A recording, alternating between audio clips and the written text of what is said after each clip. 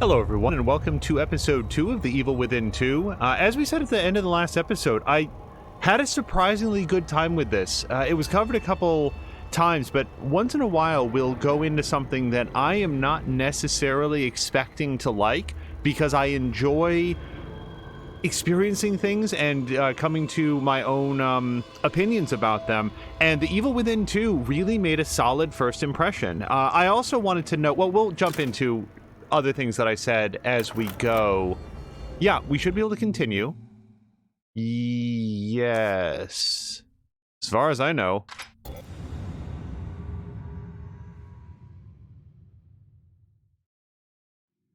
Now, it says there are more signals with Lily's voice have appeared. Also, quick turn. That's a very quick turn. Look at how fast that is. That's like 1 frame. It's probably 3 frames. So, here we are, and we're back in the safe house. How am I doing on inventory and stuff? Because I don't remember. I don't remember if I needed to get some bullets or whatever. 2 out of 15. No. Okay, can I reload the gun? I honestly don't know if I just reloaded the gun. That doesn't seem right. Let me check to see if I can or should build some more bullets. No, I've got 15. I've got 10 things left. I gotta say, here's the problem that I have not had. I've rethought this. Last time was like, I don't want to not be able to pick up bullets, but that frankly has not been the issue that I've had so far. So if I had another 5, that still leaves me with the ability to get to pick up 6 additional bullets. I don't think that's going to come up. Let's have that ready to go. And my weapon upgrade, I've only got 15 parts, so we are solid on that. Now, let's go to the missions where I wanted to make sure that we did rogue signal. Okay, O'Neill mentions another signal from 2 Mobius operatives that may lead to weapons and supplies, and maybe even a few more allies, if Sebastian finds them in time. Okay, hopefully that wasn't an actual time thing. Because I went off and did a bunch of other stuff under the mistaken belief that this was the main mission. Oh, hello to Caroluna and Chappers and Blobbity-Blah. Have you tried reloading the gun? I will try that as soon as I get outside here. Because it tells me that nope, that's not the way out either. Darn it. How do you leave this place? It's been 1 episode. Caroluna is saying, try looking for a bow and arrow. Well, Caroluna, the good news is there actually is something akin to that. We haven't found it yet, but we've seen lots of evidence of... This is very quiet again. Lots of evidence of a crossbow that's going to have the ability to fire different types of silent and customizable weapons. So... There's too many of them. Suck it up, James. We've been through worse than this. And we're better armed this time. Or at least we will be once we raid the supplies. Come on. Alright, so we've got that. And then we've got this. Replacement parts. Well, this one seems to have humans attached to it. There's too many. Oh, wait, that was starting to say something different. Should I bring that back up? Oh, I can't for some reason.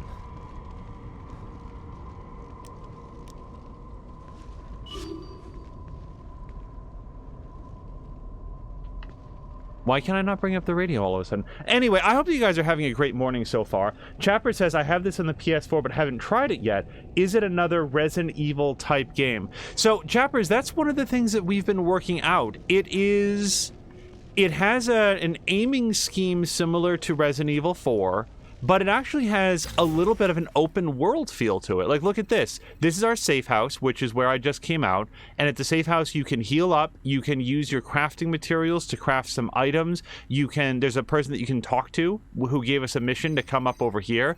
And as of the last episode, we were going here and sort of exploring a bunch of these houses as we went. And some of them had new story beats. Some of them had supplies. So far, it has a feel a little bit about like you're dropped into a horror setting and are trying to work out how to survive, which I'm enjoying a great deal. The storyline feels very Resident Evil-y in that boy, people are very self-serious about whatever weird stuff they're talking about, and not having been very familiar with the first game, I've sort of been working out a lot of those context clues as we've gone. What I can say is that, so the game started off with a significant and more linear sequence of, like, you know, exploring this area, but even then there were a lot of branches and other paths to walk down. And now, as of Chapter 3, it's brought us into this more open world-like area. And that's one of the things... Oh, and it's a little bit surreal. It's got some other stuff going on here. I don't know if those parts of the land are going to come back down at some point. We get to explore those as well, but we're going to figure that out. Chapter says a little bit more like State of Decay. I have not played State of Decay, but now that you mention it, yeah, that sounds like it's probably a... Oh, look! Caroluna! I think we found it! I haven't seen one of these in a while.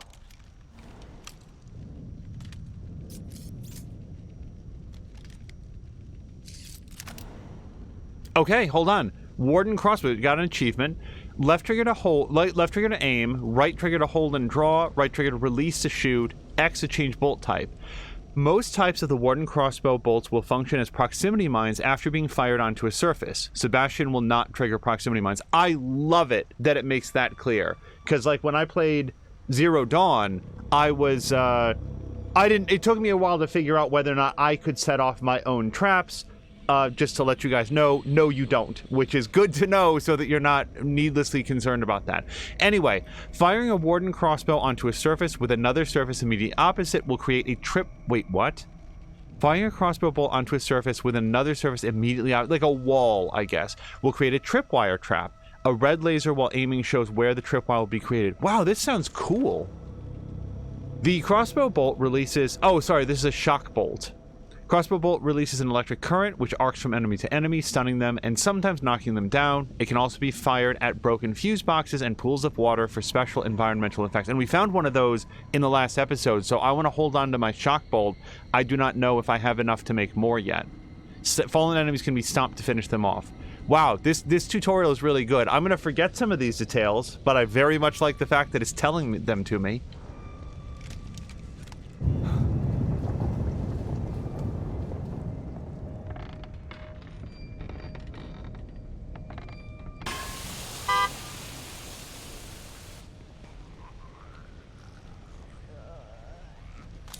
Okay, wait. Left bumper. Change here. That's a shock bolt, right? Do I have anything else? Oh, it brings up a whole menu, so you can do it here. I like it. Okay. So I clearly want to fire into the water. I just don't want them to see me when I do it. Because it's going to take a second to draw back, I think. Turn around. I really, like, boned my chance here. I wanted to get all of them, but now they're, yeah.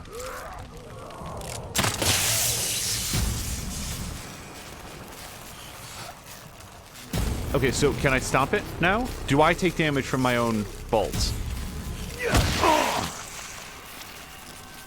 Take. Oh, and chappers, you get goo as a form of experience point. Duck down. Alright, so if it looked like I really screwed up on that... Whoa. Uh-oh.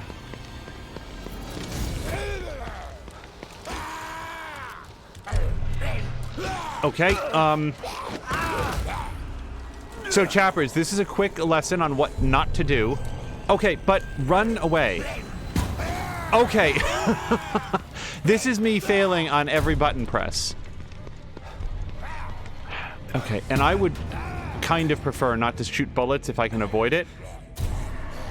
Is this guy dumb enough that I can just sort of, like, juke him around a little bit? Oh, he's pretty dumb. But he's also faster than I am on my knees. Now, chappers, here's why I'm being stealthy. Because if we can... Nope, nope, nope. If we can get up behind him... then we get an instant kill like this. And don't have to spend any ammo. And get his goo. Do the enemies regenerate when you rest at the safe house? Chappers, I don't think so, which is interesting. It's something that I've been trying to work out, but generally speaking, it seems like if you clear out an environment, then it stays clear. So, okay, wait, harpoon bolt? This crossbow bolt impales struck opponents. Harpoon bolts make no sound when fired, so they can be very useful in certain situations, and they are crafted from metal pipes. Alright, so I've got some harpoon bolts. So now we have a way to take down enemies at range. This is a brand new ability. But yeah, Chappers, I believe that when you kill an enemy, they stay dead. As long as you survive long enough to save the game. If you die, then you go back to a semi-arbitrary checkpoint. It is not always the last time that you saved. Sometimes there'll be other story beats or whatever that will also act as a checkpoint. It is not yet clear to me when those points occur.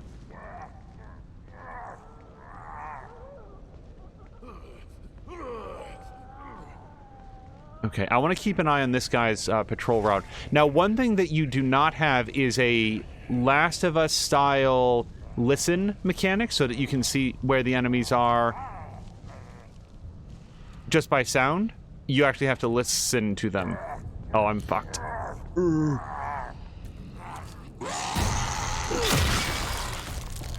Okay, can I pick that up though?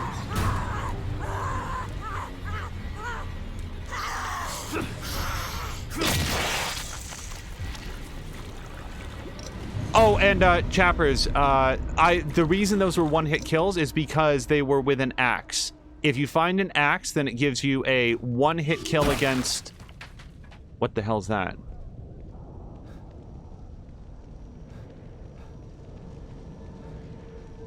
Hello? Oh, hold on. There's too many of them. Suck it up, G. No communication from Mobius. We're cut off. I'm calling an Alpha 1 emergency. You know the protocol. Alpha 1? Are you serious? What about the tech team? Fuck them. Let them fend for themselves. This ain't the Marines anymore. No man left behind don't mean shit in here. You got a problem with that? You kidding me? I've been waiting to be let off the chain. I'm tired of protecting techs and running like a bitch. Good. Let's secure the weapon stashes. Load up and clean house. No matter what it looks like, monster or human, take it out with extreme prejudice. The hell was that? Whatever it was, it looks like they were here. Where did they go? Huh?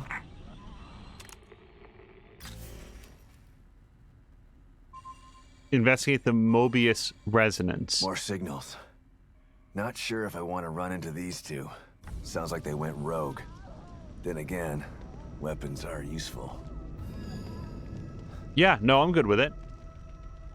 Yeah, I mean, Chappers, my immediate takeaway is, you know, I'm in a similar situation. We've had this in the library for a while and decided to give it a shot here because it's very thematically appropriate for October and had a good time with Little Nightmares 2.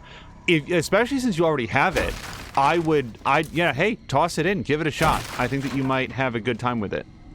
I have certainly been very interested in, and I say that, this is something that came up in the first episode, as someone that was not a fan of the first Evil Within. This makes me want to revisit the first Evil Within to see if this many years later I would have a different take on it.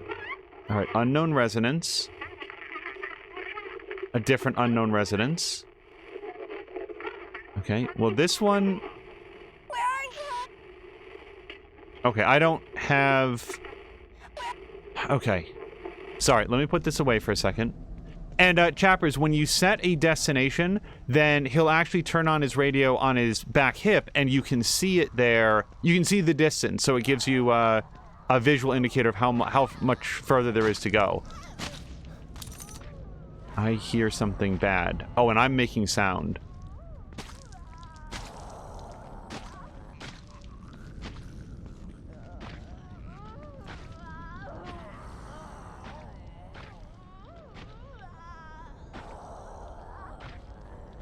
Okay, well, go somewhere. Don't just loiter. Now, I'm not very comfortable about having that woman at my back, so we're probably gonna go try to take her on. But I do also want to find out what this sharping sound is. The good news is that I don't see it, so it might be up on the roof. Okay, when she turns around, let's try to close distance and see if we can... Nope, nope, nope, nope, nope. Okay. Now, one thing we learned in the first episode is you can actually move through these bushes. I thought they were obstructions before, but this may be a good opportunity to get another stealth kill. Okay, but more A.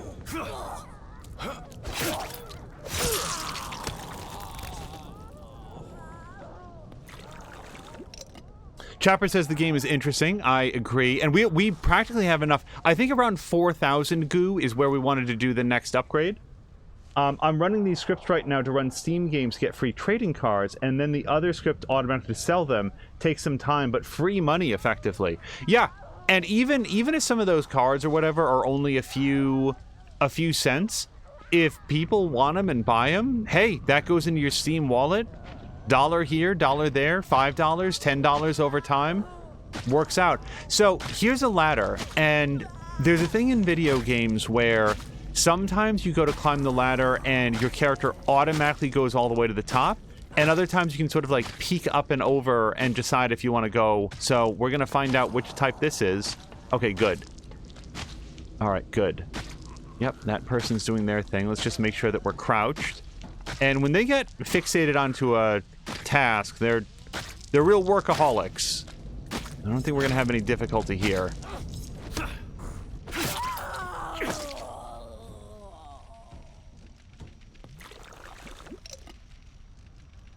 And I can certainly understand wanting to do what you're doing, Chappers, with some sort of an automated script, because... Oh gosh, what was it? Killing Floor 2.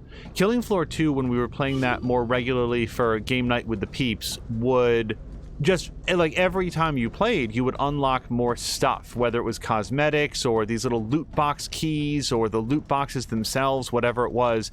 And, like, these things didn't mean anything to me, so it was like, okay, I'll sell them, and would go through the process of putting them up on the Steam Marketplace and putting them up for, like, 1 cent, 2 cents, whatever it is, and eventually they would sell. And over the time, you know, you'd make a few dollars, but it was like, you had to do each one of them manually. Oh, and by the way, now that we sort of, like, cleared out this area, Chappers, I think this is going to remain fairly clear for us. All right, now we do have, I think, a resonance point there, but we're gonna go save it because that was actually pretty successful, and I want to make sure that we lock in this progress. I don't want to go get got someplace. You're like, yeah, I took some damage, but it's not that bad. And this is an element, like, if Chappers, if this is the part that is similar to State of Decay, then it makes me very much want to play a State of Decay. There's a sense of the game of you are in an aggressively hostile environment, and you need to... There comes to be a risk reward for, like, how long you're going to stay out. No, I want to lock in this this progress that I've made, so I'm going to come save it. And maybe get some coffee while I'm here. Carolina says... I should do something with these cards myself. My amount of care for them is so zero that it would indeed be free money. There are specific cards, like very specific cards, that I do care about. I have a Miyakoto card on Steam, and I like the fact that I have that. So we did get some weapon parts. Let me see. I don't think that there's any upgrades that I want to do, but let's look. If I wanted to... Now see, our first level of this took us from 100 to 120%. This next one is 100 weapon parts, but this time we only get 10% of an upgrade, which doesn't feel as good. But now we've got the crossbow, and that's something new. So I can get extra range, less charge time, an improvement for the shock bolt. Increase the number and range of jolts. Kind of like that. And then the harpoon bolt. Huh. And how much would this one be? Wow, a 50% increase for 60 parts. That seems like a really good upgrade. Alternatively, well, range. It's a good amount of upgrade for 25. And the charge time is... Yeah, charge... Wow. Actually, sorry. Many thoughts. Taking it down from 1.2 seconds to less than a second, it's not bad. Wow, these are all very appealing upgrades.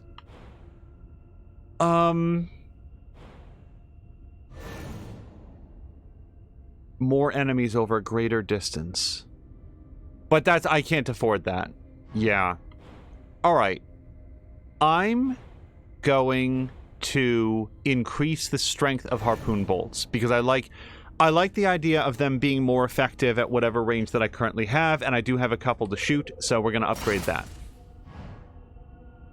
Alright, and then no upgrades here. And then as far as crafting, I really didn't... I think what did I shoot? 1 bullet, maybe? Oh, but now I can do these. So, yeah, let's upgrade. Let's build a shock bolt. And then, yeah, a harpoon bolt. I just upgraded it. I don't have any other use for that pipe. Do I want another one of these? Not really. Not yet, anyway. Okay. Now, the other thing is that I did also get a lot of goo. So, let's have some coffee.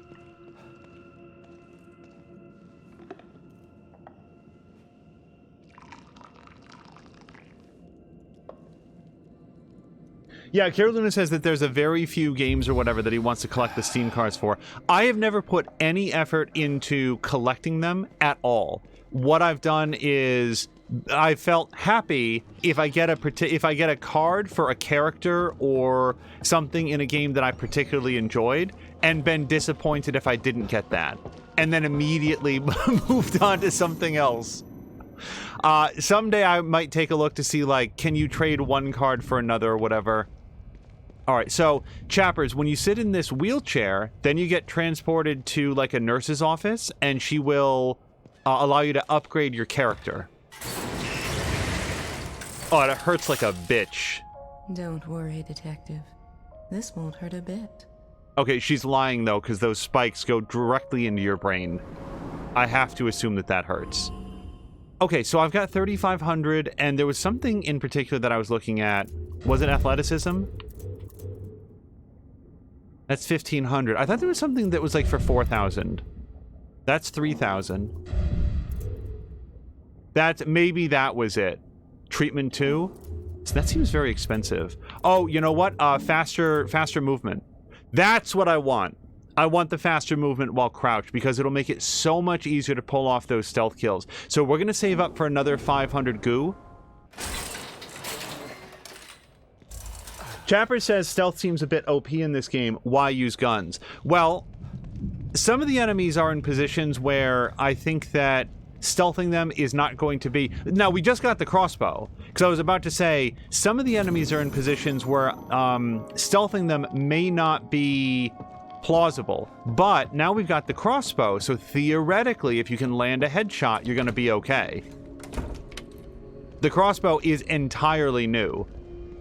I do think that, Chappers, the game is set up to heavily encourage stealth, at least at this early point in the game. Breaking stealth is not... Yeah. Breaking stealth is not an instant fail situation, but you're much better off going undetected if you can. Okay.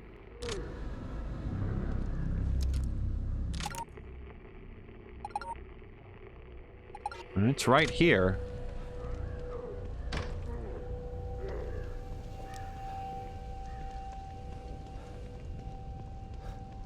Yeah, Chappers, if you've played the first Last of Us, and a quick note for people who might not have, the thing that I'm about to say is not a spoiler. It's sort of a description of how the game mechanically works at a couple points.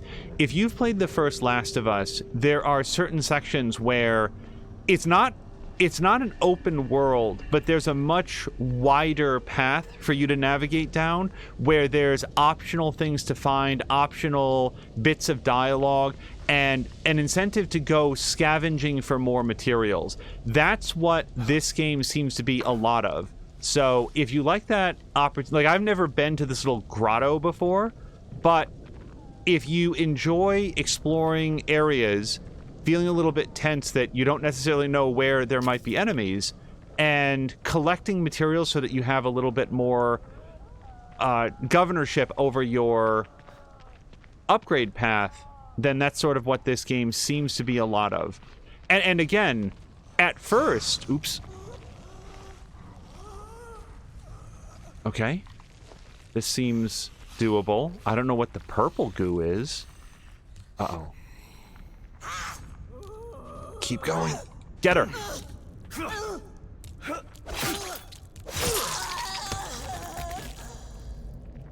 Okay, another example of why I really want to have that speed upgrade. We're so close now. We need 300 more goo, and that should be like 1 or 2 more enemies. Not every crate can be broken, but you want to break the crates that you can. One thing I don't know is... Oh, and you can throw bottles. That's another thing that's similar to The Last of Us. You can throw bottles to make noise and attract enemies to a particular... towards or away a particular area.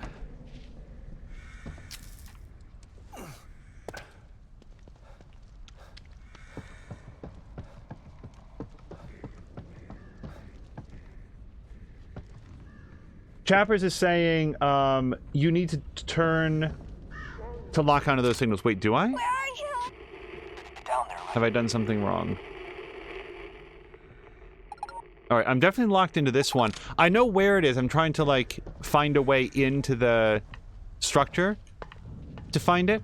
But when you, like, have the radio out, yeah, you're sort of, like, orienting yourself towards what the direction is that the signal's coming from, and then you can choose which one to lock into. Yeah, unsurprised that there's a person here. Now, the good news is on these guys... Oh, and Chappers, there's different difficulty levels. This is what I would deem to be normal. There's, like, casual...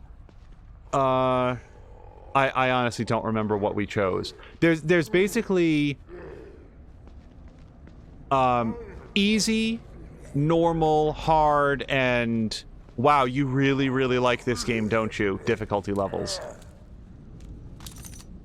Okay.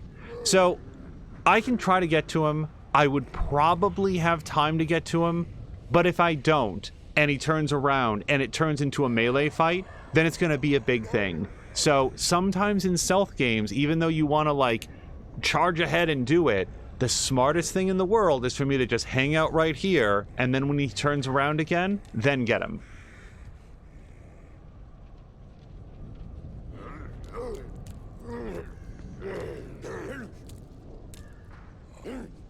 Let him go. Okay, that was a little bit faster earlier than I wanted to, but that's fine. Now, we know that he's going to sort of stop in the midpoint.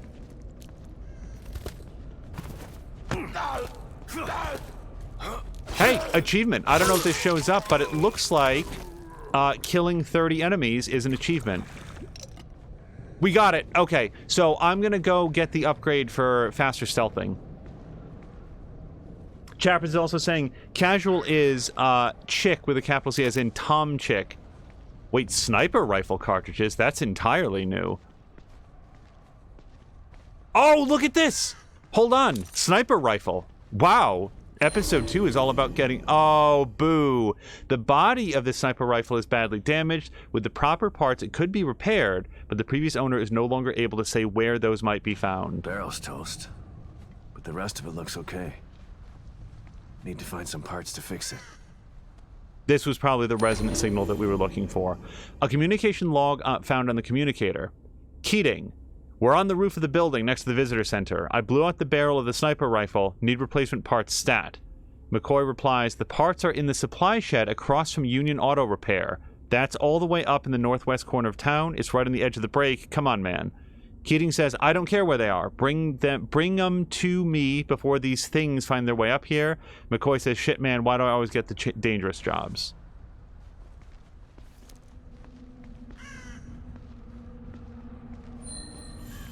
Strategic Mobius locations have been added to the map. Sure, I'll press that. Strategic Mobius locations. Is that this?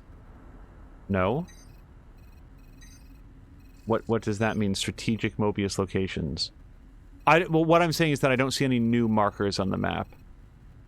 So maybe I already found it? That seems very unlikely, though, because I haven't found any other sniper rifle parts. But yeah, Tom Chick has a...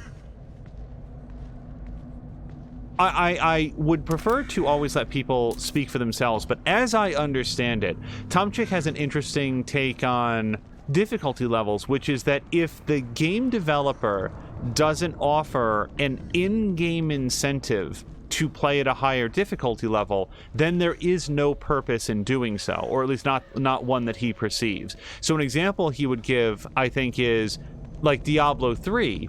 When you play Diablo 3 on a lighter difficulty level, you're not going to have as much challenge, but if you choose to play it on a higher difficulty level, the enemies are tougher, but they also drop better loot, and you get more experience for playing that. And Tom likes this a lot because it's this, again, a risk-reward mechanic of there's an incentive to play on the highest difficulty level that you can survive, because that's how to level up faster and then be able to achieve even higher difficulty levels where you constantly want to be on that razor's edge of how hard can I push myself without dying. And yes, I like those things as well. That's a cool mechanic.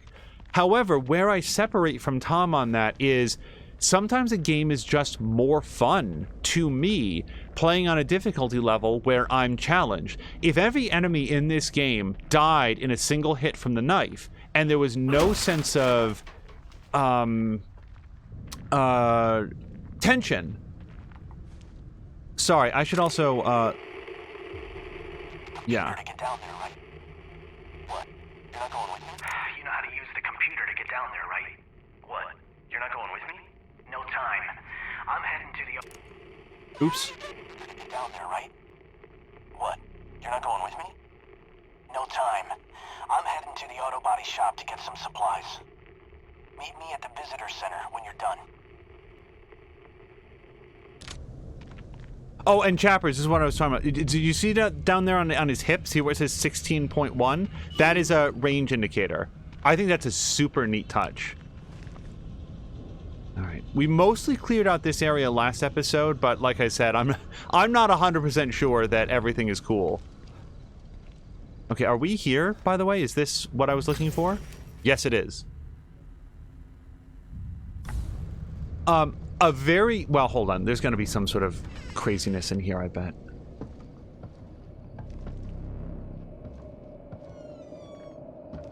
Now, I think we actually came in here last episode, but I'm curious if there's something more to find now that we're locked onto a signal. Chappers, also there is a first-person mode, if you prefer. It was added via patch. I've not yeah, we were definitely in here, because I remember this area.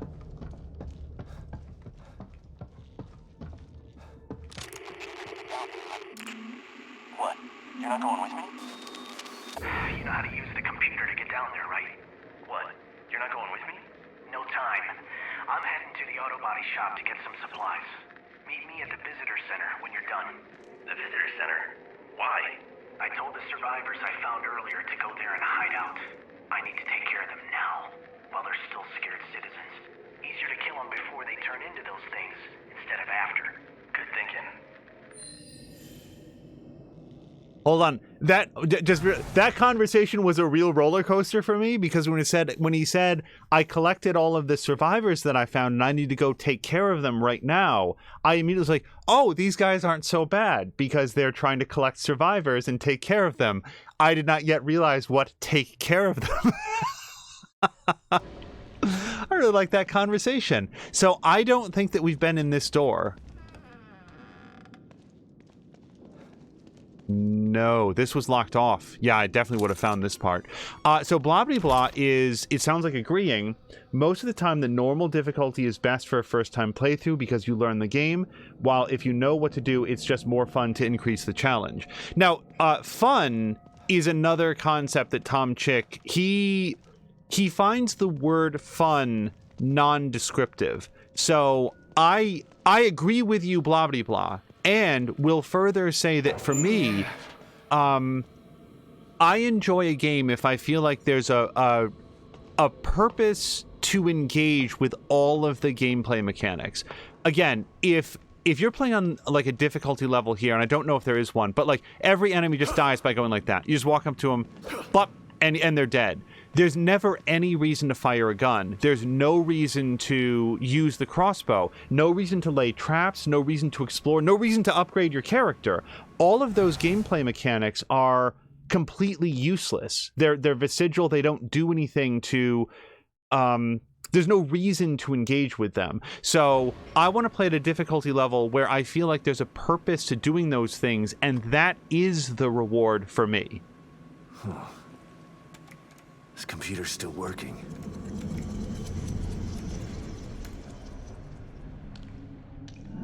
What the...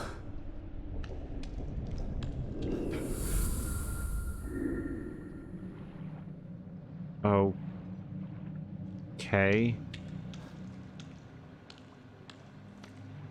This is, for people joining us partway through episode 2, this is a completely new thing.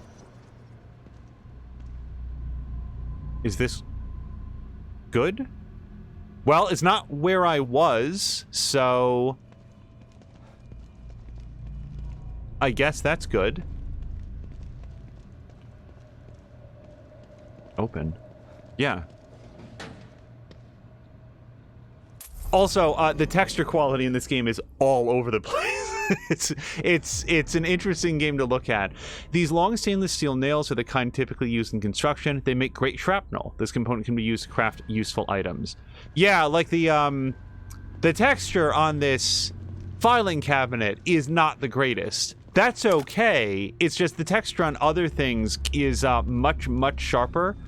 And sometimes it looks like the texture has actually almost failed to load. And I don't know why that would be. Oh, I want to look at this very quickly. Blah Blah says, I have a bit of a problem with bows and crossbows. How come in an apocalypse-ish situation, suddenly everybody knows how to perfectly shoot a goddamn bow? Well, Blah Blah, I certainly don't. Like, I haven't had to fire one too much, but I can assure you it's not going to go very well when I do.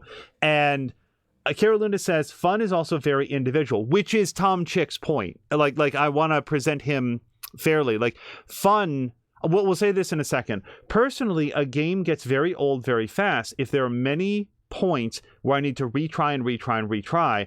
That doesn't give me anything, which is why games like Little Nightmares, as much as I love that game, could never have played myself. Yeah, the point that you're making there about fun being a highly personalized concept, that is Tom's point. And the way that he likes to express it is...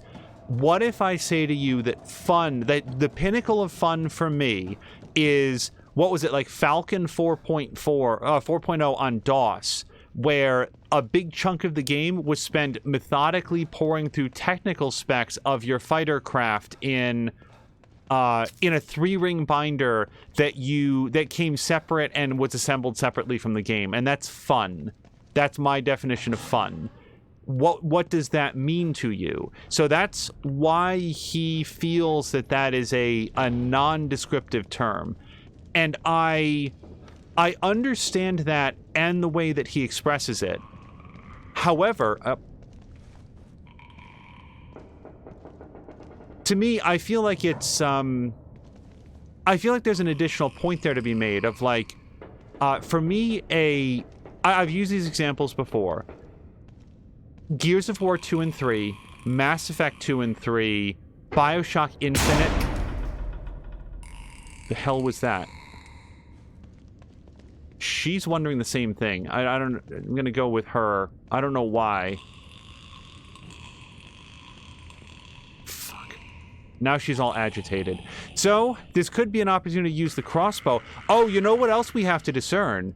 If you hit an enemy with a crossbow, do you get the bolt back? Oh, and she's got a knife of her own. Boo. So, it looks like she's mostly fixated on the door. Yeah, let's wait for her to go through this. Alright, I think we can get her now.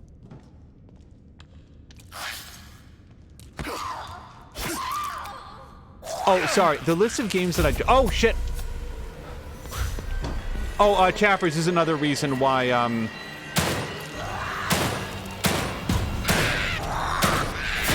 fuck you. God damn it.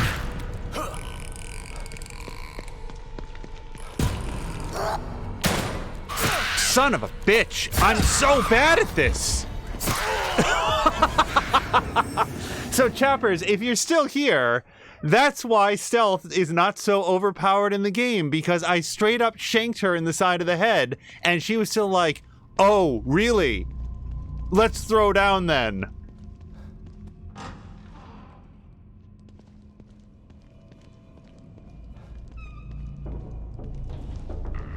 Yo, and another good example, like, I see that Caroluna's making this point about games we have to retry and retry and retry. The thing about a game like Little Nightmares and Little Nightmares 2 is that I feel like a lot of the game can be, like there might be sections where you get stuck, you have to do it a couple times, but by and large, the game is playing fair with you, right? It's... A lot of sections in the Nightmares 2 I was able to pass on the first try or close to it, and there were only a couple sections where I really had a lot of difficulty with it. So what am I going to do differently? Shoot. No. Okay, so is this then an opportunity to try the harpoon bolt? Okay, and also...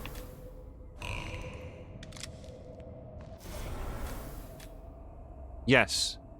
Use that. Okay, so you have to do A to use it. Also, I don't have the... Okay, so there's a regular bolt now. Harpoon bolt.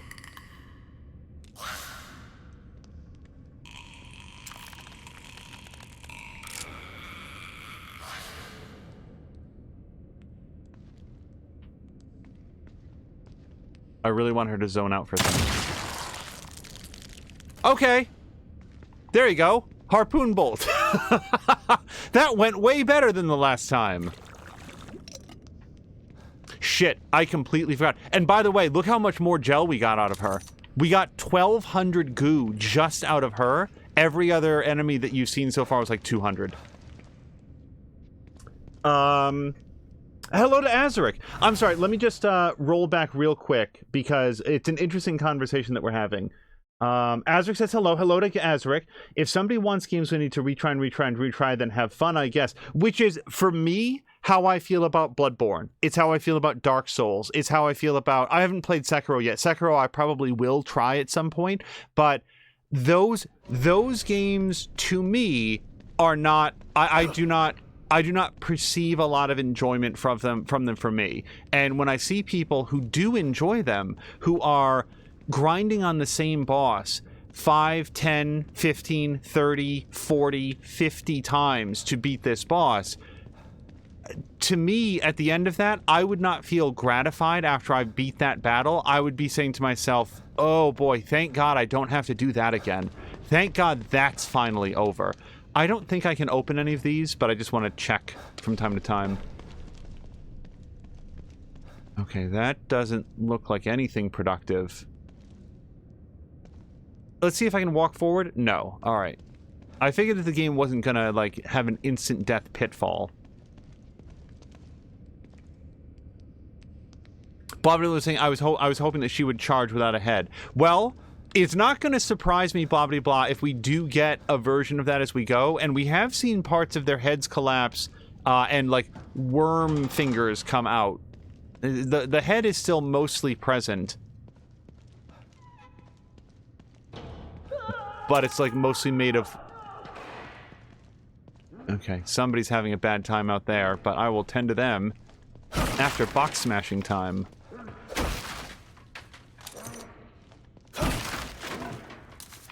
So in the balance, and I want to like see more of what people said, in the balance, I do understand what Tom Chick means when he says that fun is not a description by itself. However, as long as some person clarifies what it is that they find enjoyable or rewarding, I feel like fun as a word can still operate as a as a stand-in for the concept, right? As long as you know what somebody considers fun, then you can work with it. Bob Blast started to play Tomb Raider yesterday, and I really like the way you can increase the difficulty in multiple aspects differently, like to make the combat easier, but the puzzles harder. Yeah, that's a great feature. I would like to see more developers embrace that. Oh, and Chappers, another thing is I'm sorry, I don't know if I've...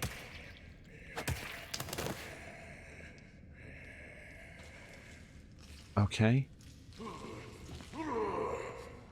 Okay. So he's a lot less predictable than some of his cohorts.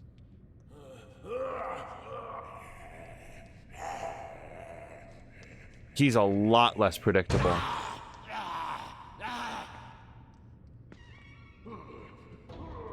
Shit. Okay.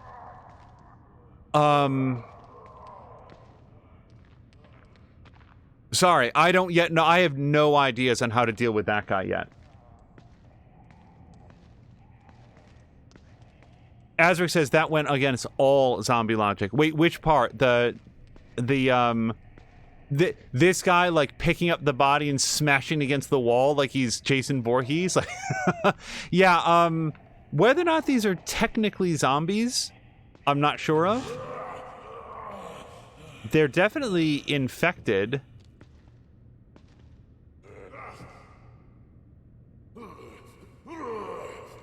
Alright, so do we think that if I can land a knife in his skull, that he's gonna go down? Or is this gonna be another lady with knife situation? Oh, just immediately. Just immediately! Shit! Oh, God! Okay, so I need to switch to gun.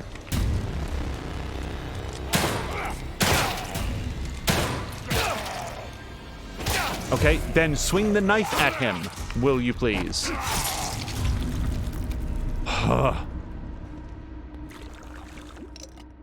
Okay, yeah, he was worth more goo than average, so he was a tougher guy. I probably should have just, bolted him in the head. Okay, so if I understand this correctly, and this will be our first time with this particular idea, I can open this up with a shock bolt. Let's try it out. So, change bolt, switch it to the shock bolt.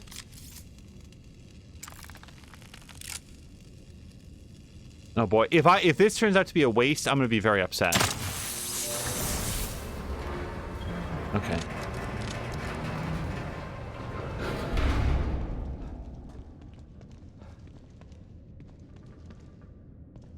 Oh, where you shanked the female zombie in the head and she turned around and was like, let's go. Okay.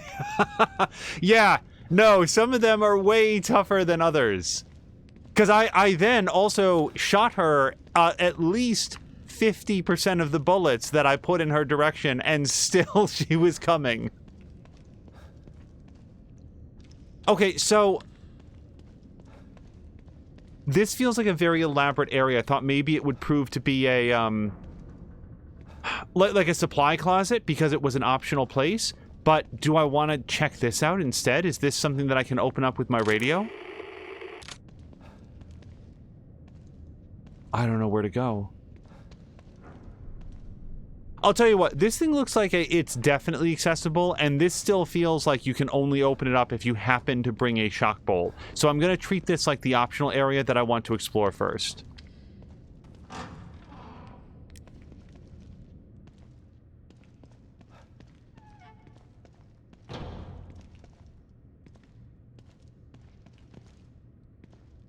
Wait, what? Is this... Is this the same area, the same little tunnel that I came through? It shouldn't be. We're in a different area.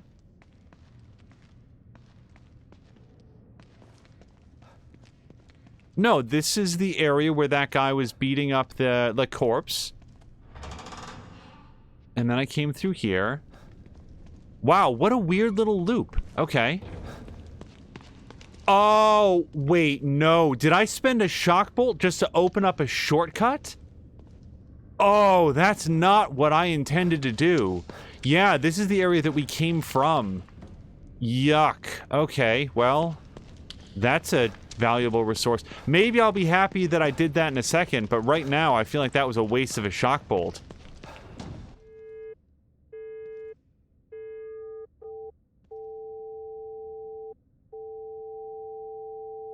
I am left sticking and I'm not seeing anything.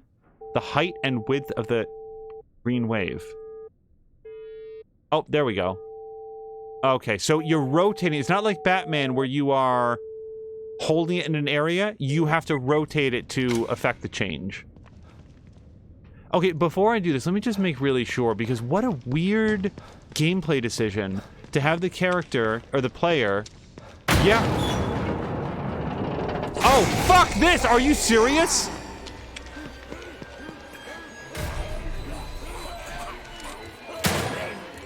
Oh, and there's multiples of them. Awesome.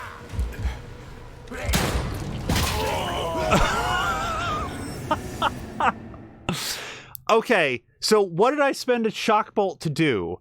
To return to an area where there's more enemies who can just ice me on contact. So that was my reward there. Now, on the plus side, I'm pretty sure that I get to live that again, and this time maybe not use the shock bolt for that purpose. But what the hell, game? I want to be clear that I'm not mad. I'm surprised at the fact that a game made so recently would make me feel punished for expending consumable resources to open that door.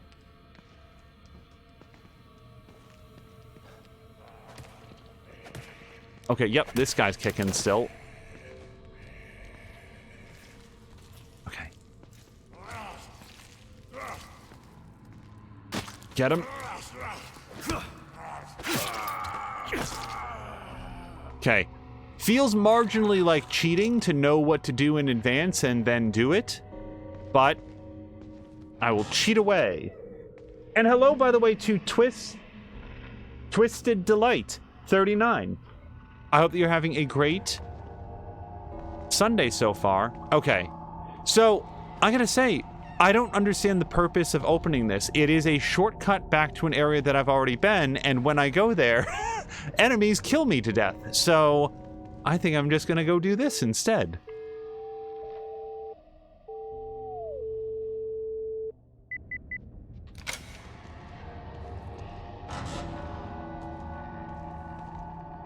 Now, part of me... Okay, this was the optional area. Or at least an area that I can interact with. It's the smaller of the two areas, I guess.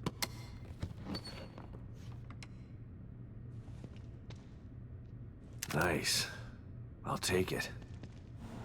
Yeah, and so are they. They're gonna take it too.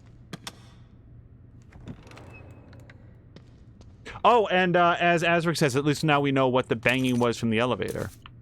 Okay. Lots of stuff in here. I like this room.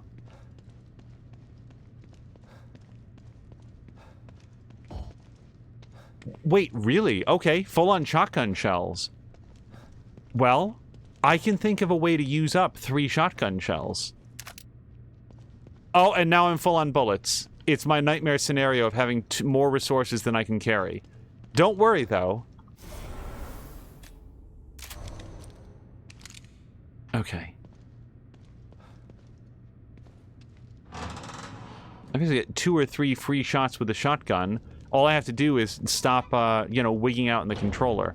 So, if I go through this, I know that the elevator opens. What happens if I don't? What if I want to save my shock bolt and I just want to go around the long way?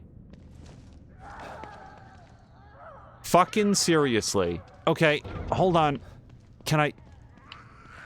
Okay. Well...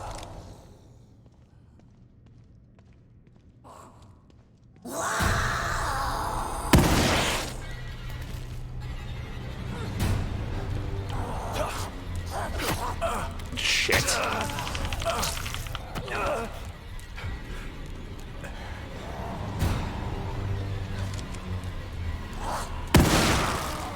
Can I stomp on her now? Oh, this time she's down. Okay, so figure out how the shotgun works. Well, now I can go back and get those shotgun cartridges.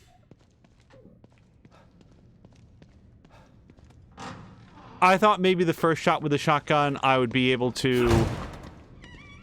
You know, now's a good opportunity to... Where were those shells? Here they were. Okay, and I think there's at least one more. Yeah, there's one more there.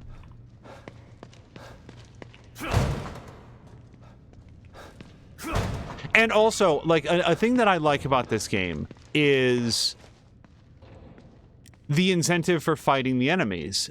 This is not, as pointed out in the first episode, a Resident Evil situation where every fight that you're in depletes your resources. You're getting experience points for fighting these guys.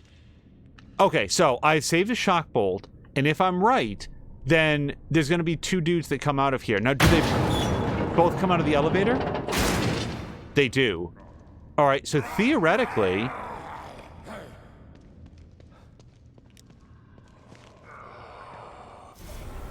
I could shock bolt these guys.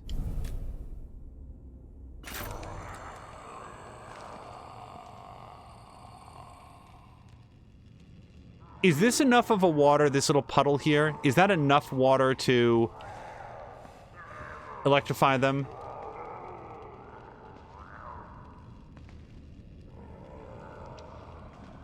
Because I'm concerned that it's not. I'm worried that it's just sort of a graphical flare. Alright, so when they're right next to each other, I shoot one with the shock bolt, I get both, right? I just have to wait for them to not be facing in this direction. Kind of want to test this theory.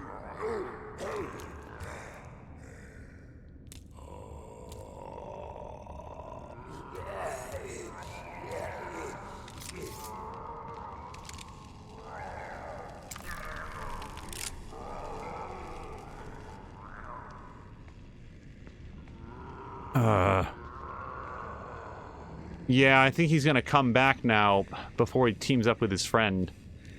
I needed them both in the same area. I'm gambling on the fact that he's not gonna see the light from my crossbow.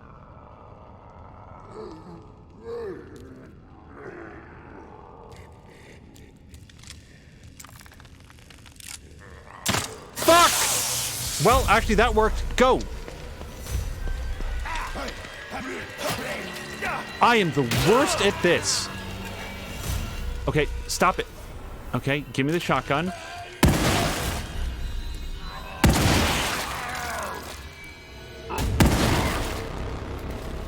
Can I stomp on him? Stomp! Stomp! Yeah!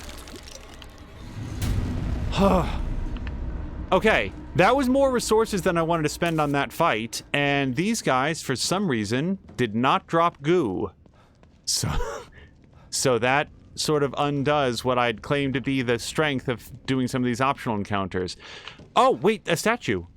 So, again, Chappers might have stepped out, but these statues, we found out, have keys in them. And the keys give you free resources at the locker when you go to visit the night nurse. Okay, now, yep, we're gonna go around again, because there's at least one shotgun shell that I can pick up, and then I think we're now on our way out of this armory area.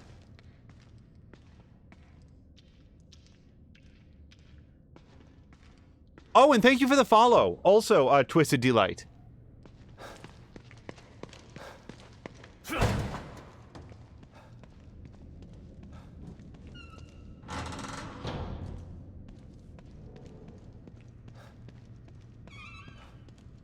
Okay. Yeah, I probably could have used some handgun bullets instead of the shotgun shells, but... You know what? Whatever. Wait, what? Hold on a second. There we go.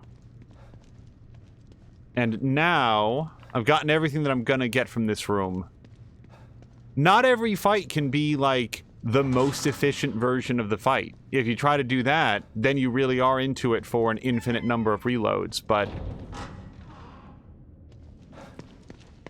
I guess one option is if I'm ever so destitute for ammunition that I need to go scavenge some, we can remember that there's like 3 handgun bullets in this little area. Now that we've cleared it out, it should be pretty easy to come back and get them again in the future if we want to.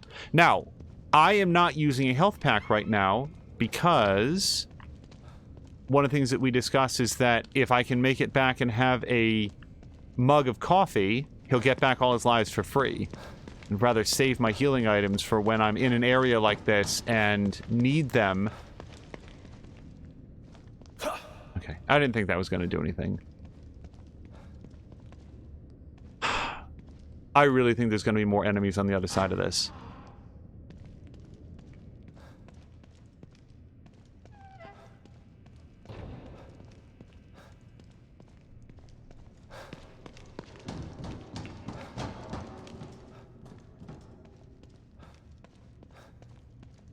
Oh, maybe not. Blah, blah, blah is saying maybe you should not be as efficient and just enjoy the gun that you like. Well, the trouble is, like, I really like the shotgun so far. It doesn't have a lot of ammo, and if I enjoy it as much as I would like to, I'm going to find that I don't get to use it very often. However, it is going to be, I think, a big upgrade against the Banshee guy that we saw earlier. In the previous episode.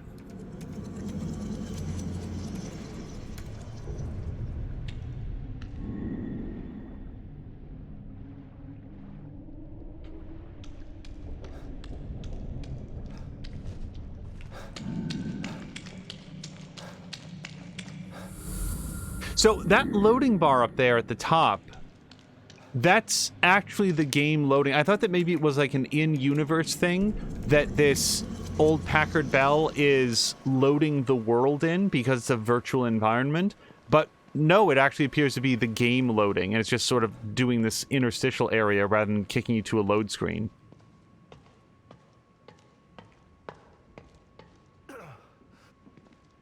So this is now this was the this was the thing that I wanted. All right. So, we're going to go back, and what I'm going to do is unlock the... I don't believe I missed this stuff before. Did I really? Did I really miss that just sitting on the shelf? Wow, okay. That was sloppy. I've been in that room like 4 times.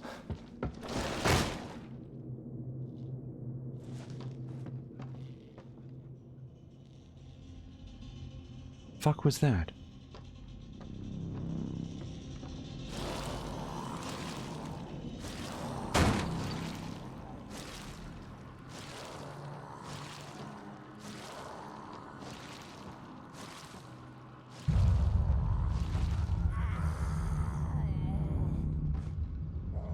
Speaking of zombies, there was a big zombie watch party in Mia's Discord. Yeah, this is new. See, this is what I was describing to Chappers. Like, we've cleared this street before. So, the fact that there's new enemies here is... There's more to it than the enemies always respawn or the enemies never respawn. There's some variance to it. Okay, that other lady's gonna turn around. So as much as I want to get these guys, I need to time it correctly. Or maybe she's not gonna turn around. Maybe she's just hanging out there now. Nope, here she comes.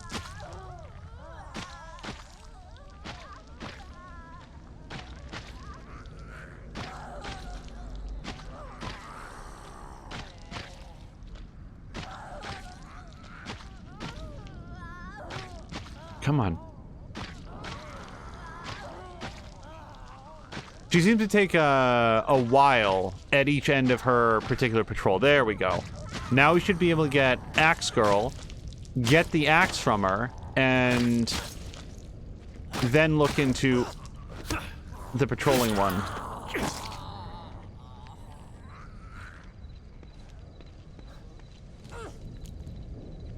Come on. Get her! And I have not forgotten about the hatchet. It just occurred to me that doing this first, because she spends so long looking at this area.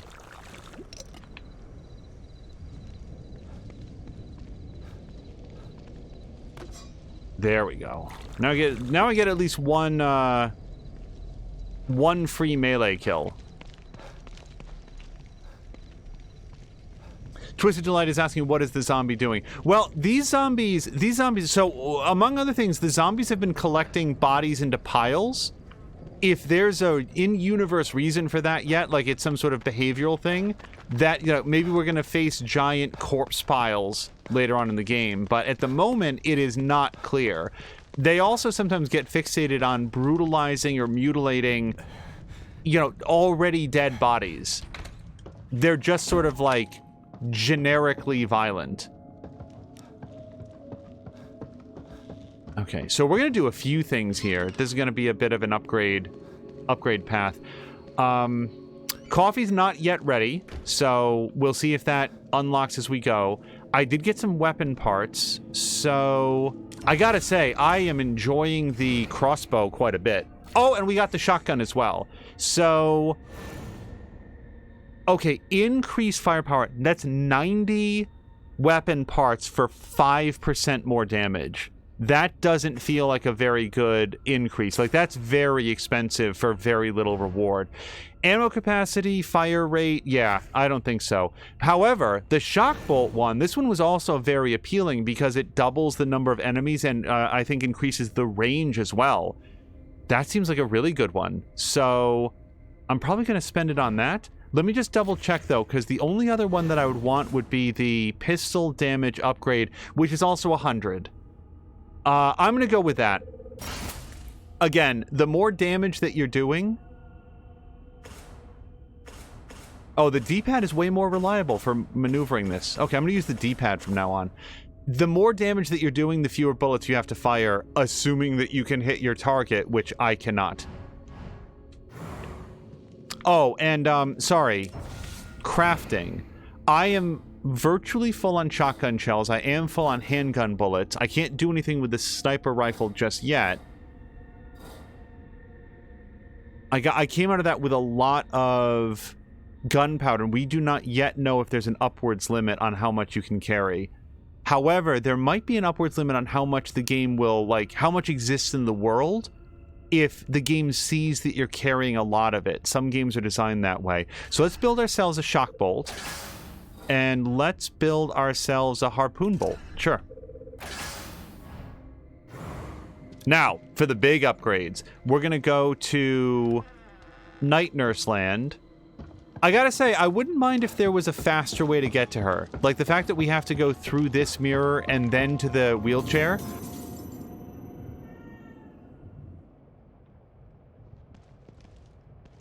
Let's look around. Yeah. Like if there is a wheelchair in the area where we are, I haven't found it, or at least I haven't recognized Detective. it. How may I assist you? Well, we're gonna do a couple things. We're gonna unlock a locker. Back again, I see. And in need of some improvements. You're getting closer to what you seek. I feel it. My daughter. She's somewhere inside this place. Yes, and you're determined. I can sense a change in you.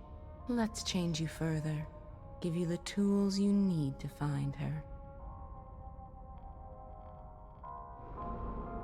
Alright, and so far I'm just sort of like, oh, right, yeah, we could get some more of these. I forgot that those were in the... Those were still available. Alright, let's do this one. This is... I don't know what this is. A medical kit. We haven't had one of these. Contains medication that restores a moderate amount of health, better than a medical syringe. Okay. And now, we might even be able to do a second upgrade. I got a bunch of these. Alright, stealth. And I really want this stealth speed upgrade. Okay, that's 8,000. That's way outside our price range right now. Bottles in inventory will usually automatically be used to break free from some enemy's grabs. Well, I can't afford that. Perform sneak kills from around a corner while in cover. That's actually come up a few different times. And then this one is low profile. I don't know. I could save up for that one, but I'm thinking that increasing the life gauge is a good call. Life gauge or athleticism. Yeah, I want a longer stamina bar. So this one would be reflexes 1. Gives a chance to automatically avoid an attack that would have damaged you. Certain attacks cannot be... That's a 20% chance to not take damage from certain attacks. That's a really good thing. Stamina recovery speed increase. That's also really good. All right. Is there anything else I can get for my 1900? Oh, I want that a bunch. And that. Okay. This is a really good upgrade tree because I want most of the things in it. And yeah, that's all the upgrades I can do for now. Okay.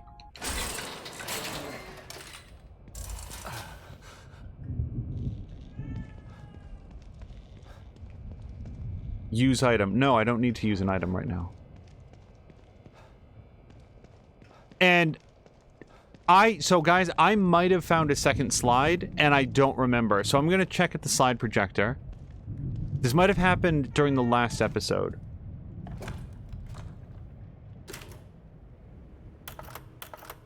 Hey, Kidman.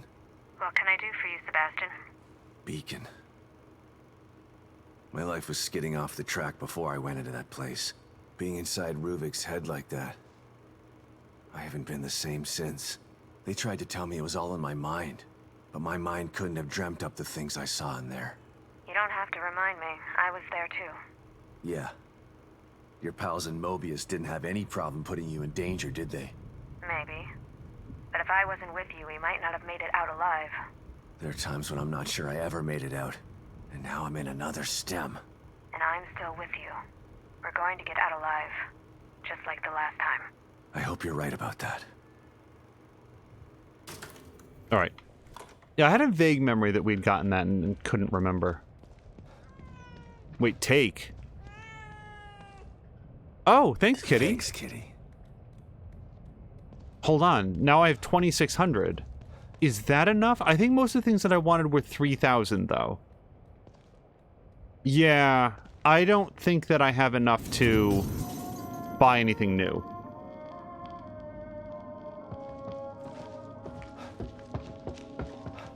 That's outside. I'm gonna go see if the coffee's ready. And it is. Perfect. So we're gonna do this, and then save, and then we will, frankly, go see if we can deal with that Banshee zombie, the smoky one.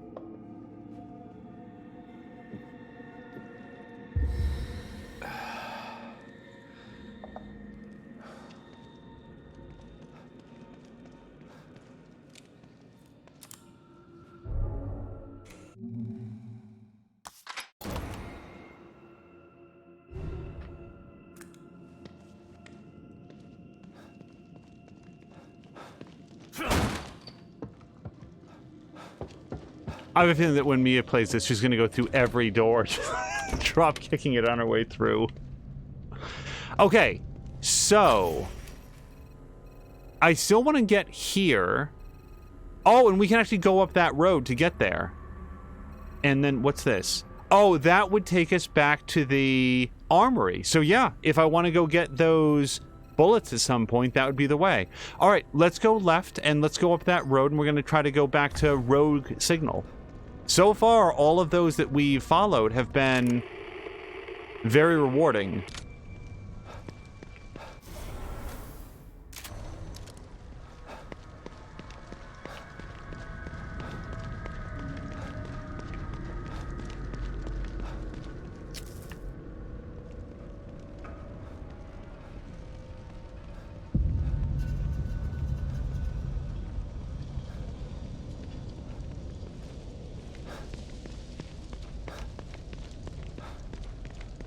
Oh, by the way, how much faster is the...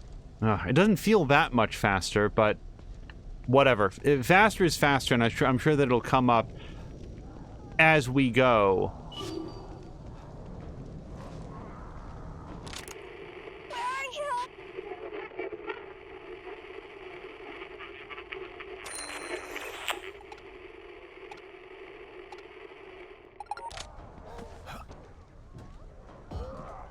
Okay, bullets here.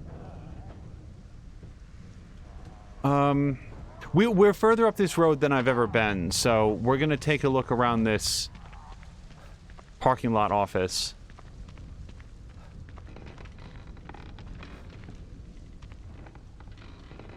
Nope, nope, nope.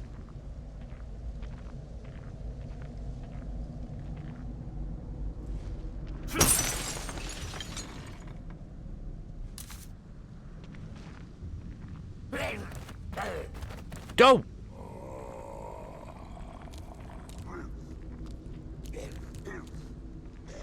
Okay. See you later! What is this? Oh, awesome. That's what I wanted to do. I didn't know that that was going to happen.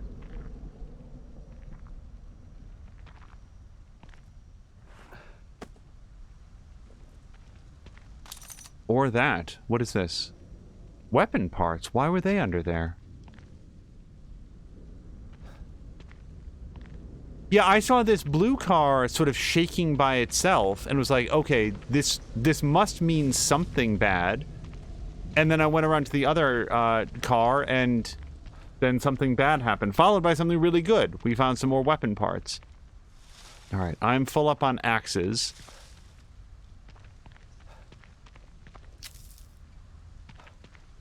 Bottles are good. Let's search the garbage can.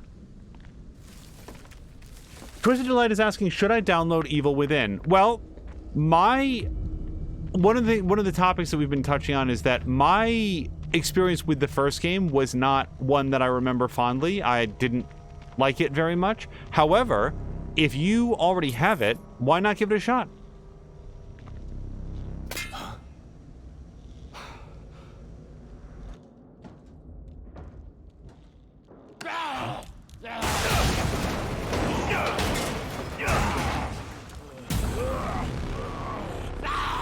Okay, I can't move.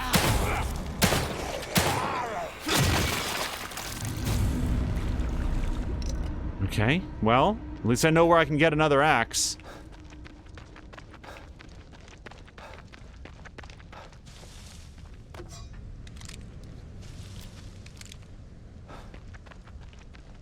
And there were some bullets up there. Yeah, before I forget, there were some bullets on the body. Was it up here?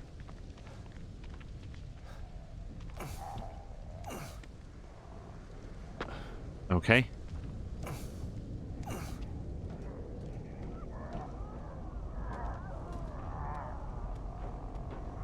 I will say, I do feel like it's making me more interested in revisiting the first. Oh, pardon me, I thought that was a Smashable box. Ooh. Free goo. 500 goo, too.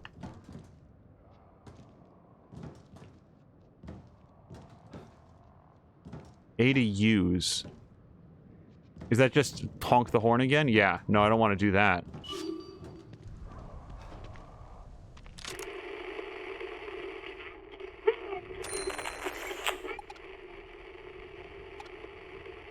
Alright, only 40 meters this way. Yeah, so differences between this and the first Evil Within. The first Evil Within is, I think, a little bit more level-based. My memory of it is that it's more structured like a Resident Evil game, except probably with less emphasis on puzzles. I did not play it very far, and when I did play it, it was years ago. Years and years ago. So my memory of it is going to be very incomplete.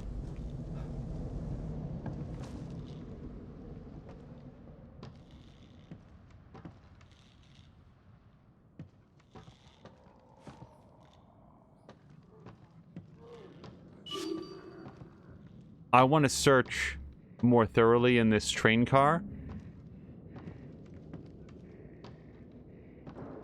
But I don't want to get, snagged by this enemy.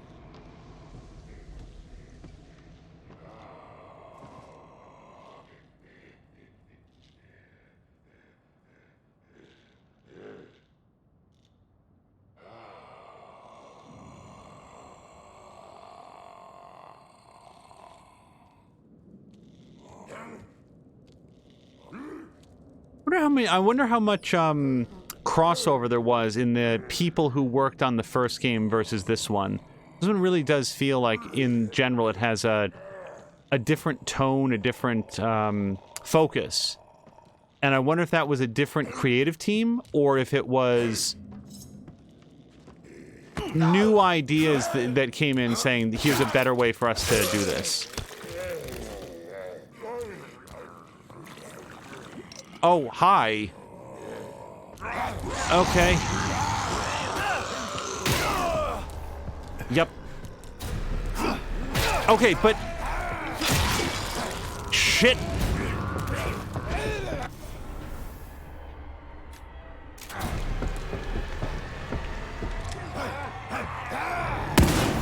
What?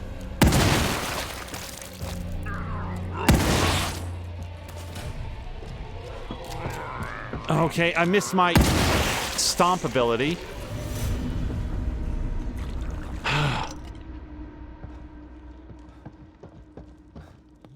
That was a really good ambush. I did not see that coming.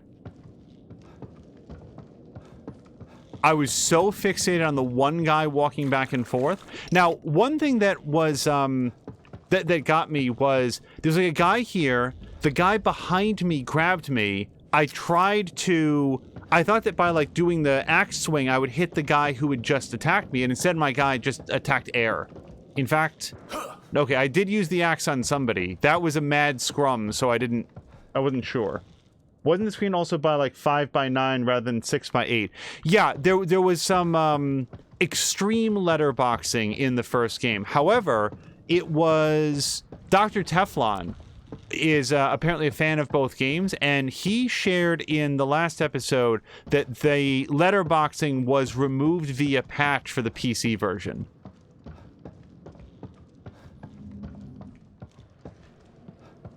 So that may be less of an issue now. But yeah, the letterboxing was a big deal for me. I was unable to see past the letterboxing because I physically could not see past the letterboxing. It was really, really aggressive. I need to start making better use of bottles. Like, okay, there's my resonance point. I'm gonna just keep the camera angled down a little bit so I can look in some of these seats. Might check it again on the way back, looking for anything that glows.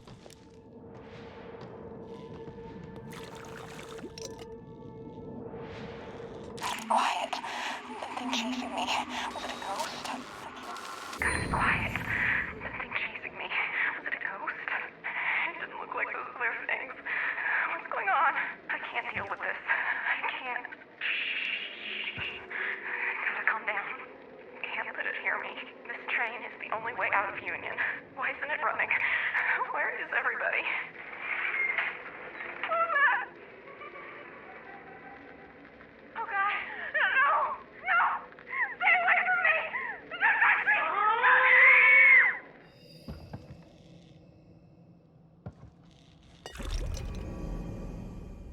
Locked upgrade skill branches. I don't...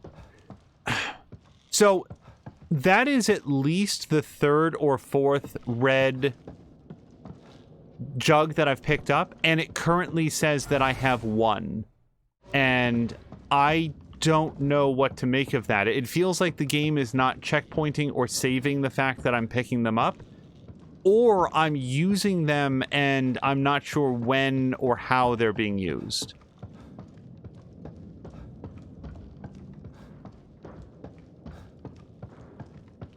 It's making me slightly concerned that I'm encountering some sort of a bug where, like, all the green goo that I pick up counts, and all the red goo that I pick up is just sort of, like, vaporizing out of my inventory, and I'm losing critical resources.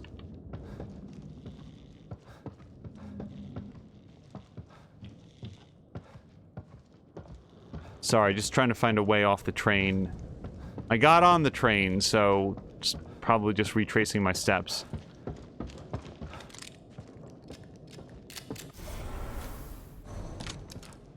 Oh, and I should probably get the shotgun mounted in here. Yeah, I'll put that on the left. Probably will forget to make proper use of that. And then there's the field crafting that I don't want to do. Let's going to avoid it. Oh, look! There's where it shows the red gel. Over on the right. We were trying to find that in the last episode. Alright. And how much green gel I have. Okay. I didn't know that this was where that was shown. It's not in the inventory slots, but it is apparent somewhere. Okay. I've not been on this side of the train. Oh, statue.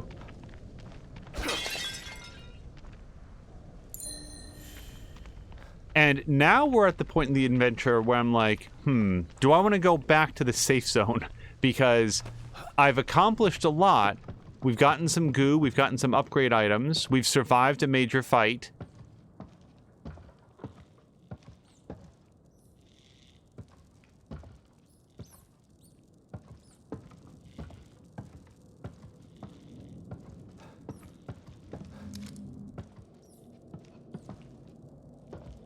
Oh.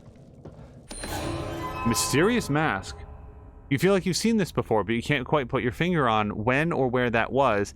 At any rate, it looks pretty cool, so you decide to keep it in your room.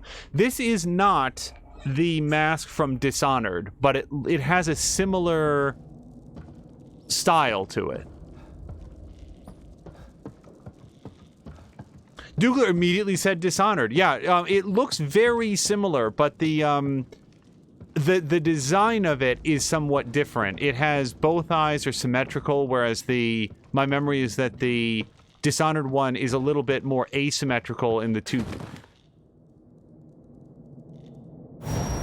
Okay, I can't move.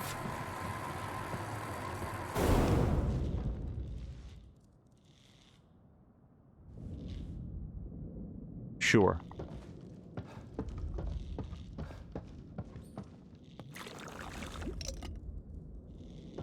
Wow, 24 goo. What? Every other number has been around 00 digits.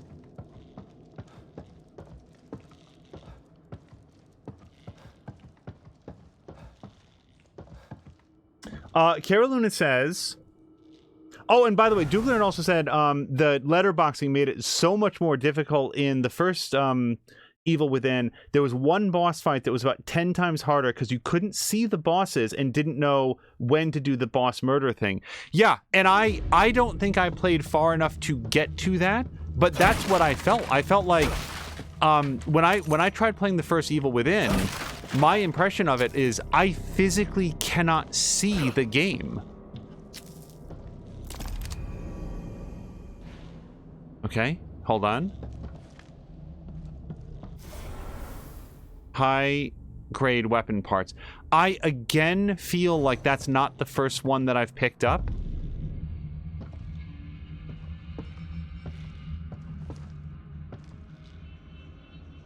And then Carolina says, there's one thing I just don't get. My understanding is that the second one made the letterboxing optional. Why would one, as a player, not use all the screen estate available?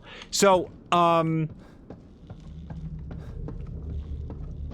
if there's a letterboxing option on this one, this second one, I didn't see it, and maybe it's in there.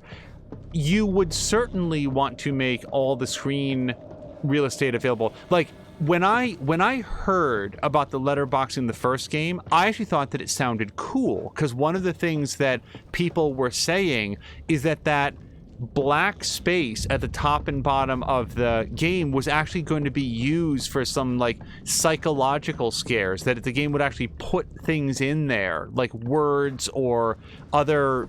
There would be some payoff for all of that screen real estate being negated. I know that I've been down here. I'm just taking another look. I tend to want to make sure that I haven't missed anything. Take another rundown. I don't know if that thing about that negative space being used for something was, turned out to be true. I only know that when I was actually faced with the prospect of playing the game, I was like, I cannot see the game. I feel like I'm squinting the whole way through. And then, Carolina, as it went, they did... Guys, remember cache is overrun. Where are you? Supplies if every cache is overrun with those things. If you do it, you're not getting out of there, shitheels. Shit. Oh, wait. There's one behind me, too.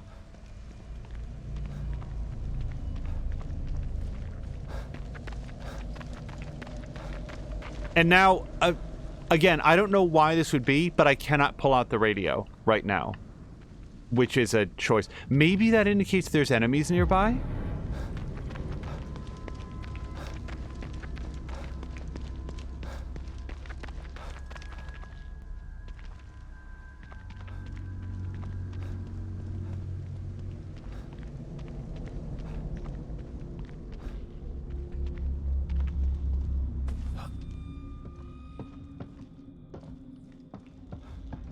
I apologize that I don't remember if I've been in this part of this train.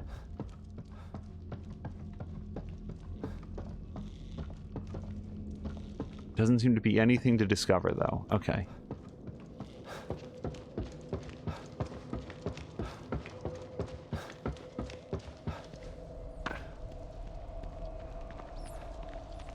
Yeah, it's so weird that I can't pull out the radio right now. I thought I saw something flash in here.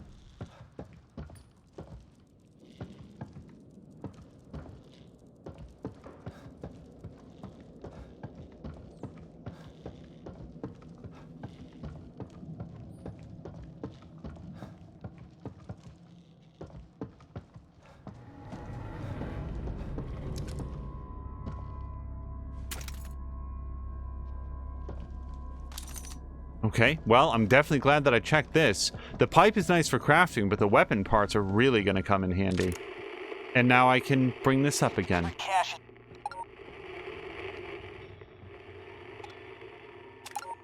Okay, yeah, I want to go find out what this is.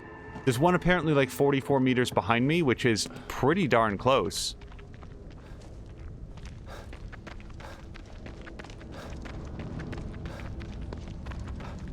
Alright, it's like right here. Nope, now I'm getting further away. I'm looking at the number on his waist there. It's gotta be like right above or below wherever I am. Where are we at? 5.0? Yeah, so I think I'm getting further away now. 7.3. So, it's in this train car then, the one that's across.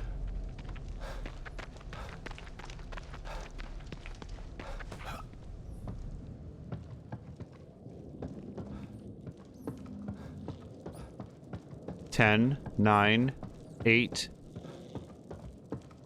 Nope, now it's going back up again. So...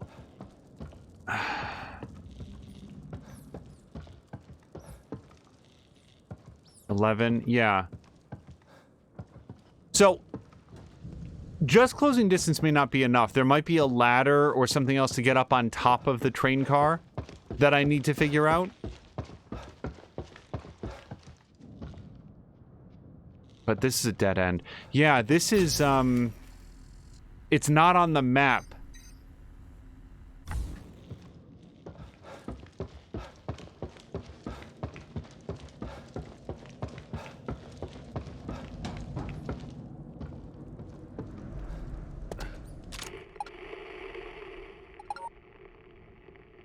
That way.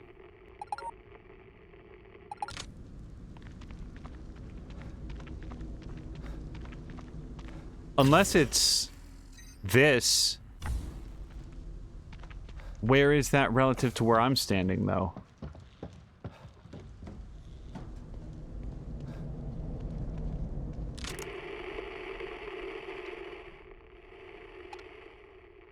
Over there. What? So it's inside this one here. Yeah, so it's in this last train car. Okay, well that narrows it down. Except, like, how do I get in there? Maybe you enter from the back. Maybe I go through this train car, but then over to the left? So you can't go through here, right? Alright. So maybe there's an entrance to this final train car here in the back, and that's what I've been overlooking. Yep. All right. So this seems promising. It also seems very threatening. Just make sure... Yeah, we're reloaded.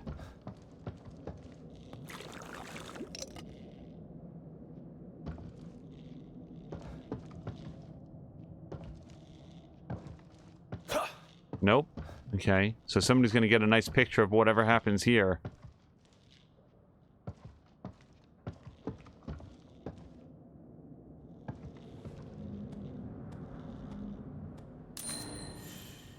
Alright, we're up to 32 bullets that we can carry.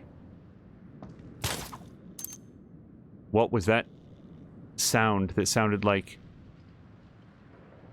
Okay, so wait, there's like a... There's a tripwire here. I'm not gonna walk through that. How do you disarm the tripwire?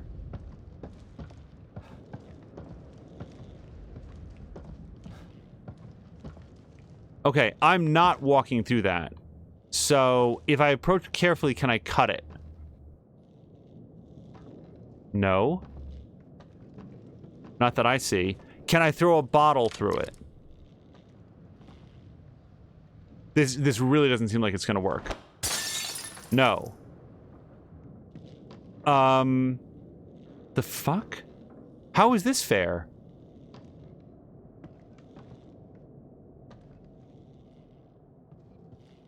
I will solicit ideas from chat.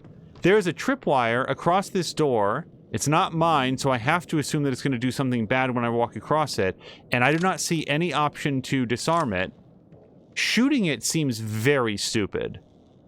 Like, that can't be the solution here, right? Okay. This is... little frustrating.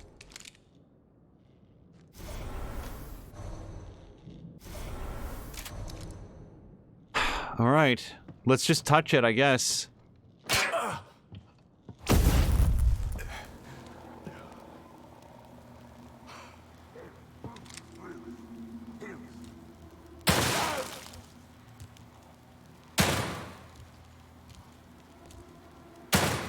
Okay.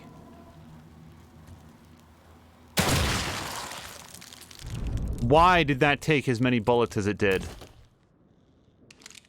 For me, I mean, like I missed twice. He's moving in slow motion. I don't know, like, what the cognitive problem is that I have with that. So, was the slow motion caused by the tripwire, or the camera, or something else? Because I wouldn't mind having the ability to do that at will. Douglas asking, can you jump? Not that I've... You can clamber up onto things, but I've not seen any evidence of a jump button. Unless it's like left bumper. Nope, left bumper does your armory. Right bumper allows you to take cover. If you tap it away from cover, it doesn't do a jump or anything.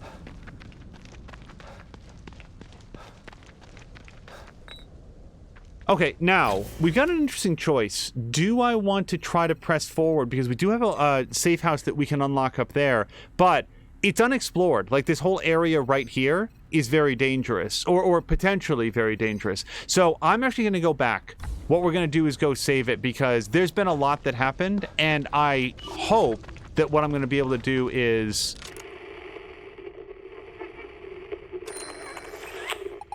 Oh, this one's very close, too. This is only 17 meters this way. There should be a pot of coffee, so I don't have to spend a healing item. Oh, Douglas saying, what about both? Okay, let's try that. Nope. I tried. That was me trying both, and it defaults to... Yeah. Alright, is this a mistake? How close am I to the safe house? You know what I mean? I'm gonna have to come back up here again anyway. Yeah. I'm gonna... Sorry, guys. I'm gonna play this safe. Because I'm concerned that if I get got now, everything we just did is going to be lost. Or at least a very high percentage of it.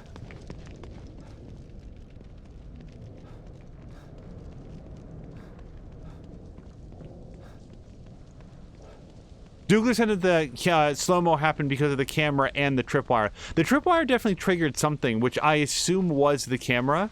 I wonder if that's Like, is there a way for us to make use of this knowledge? Do we think that we're going to get a camera on a tripod that we can set up to lay ambushes and stuff? That would be a nice mechanic. All right. I'm going to see if some coffee's ready. And it is.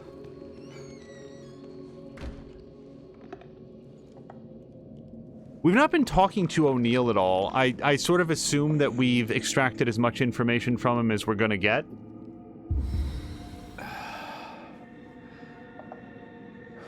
It might be worth a check-in. Tell me. Yeah, okay. Let's not save it yet. What we'll do is... Oh, I did get some weapon parts. 65 weapon parts. Firepower is going to be out for a while, although... Level 2 enhancements for firepower, ammo capacity. Yeah, I don't know. So, sorry, I'm having a lot of thoughts. I don't know if I want to spend this here, and if I don't spend it here, am I going to lose it when I die or something else happens? And I don't know yet. Ammo capacity, I honestly couldn't care very much about. I am feeling a little bit better about maybe spending on some fire rate, because everything fires super slow in this game. Range is the other thing. I think I'm gonna really be happy with more range on this. That's 25. I also did not yet do the upgrade on the shock bolt, which is 70. I don't know if I want to save up for that or not.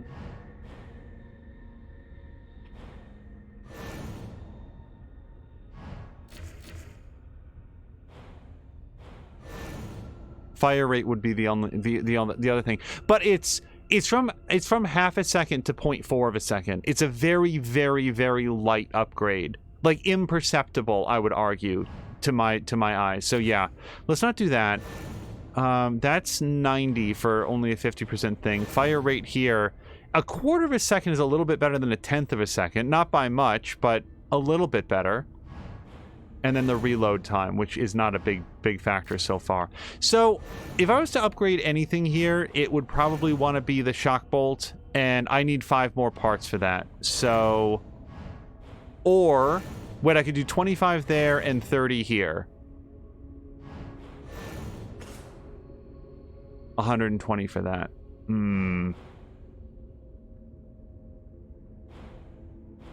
Nah, I really want that shock bolt upgrade.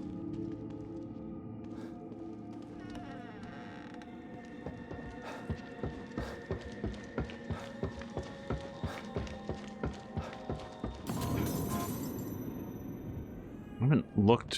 What are we up to? 6,300? Yeah, we're going to be able to get a good upgrade here.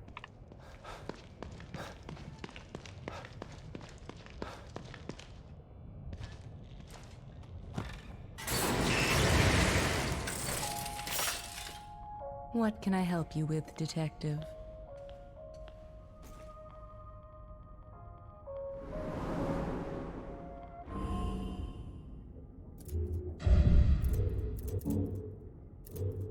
Also, where do you... So, like, that's where I would spend a red gel. Yeah. Here's my concern, man. I've picked up multiple red gels. I know, like we have it on tape, and I've only got one. And that doesn't feel good right now. But we'll just figure that out as we go. So, I like steady hands, too. I have enough trouble aiming as it is. I don't need the reticle wavering around on me separately. So, we're going to upgrade that. And then the other one that I would really want is... doing more damage with melee attacks. If I have to fall back on something that is less, more primitive than a bullet, that's where I'd want to go. The only other option is less kickback when firing weapons. No, I'll deal with that. I want more damage.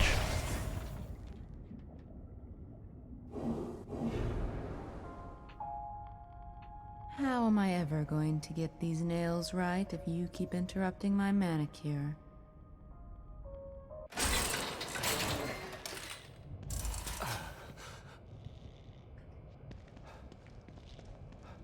Okay, now we'll save it on the way out, and I want to go get that some of those resonant points.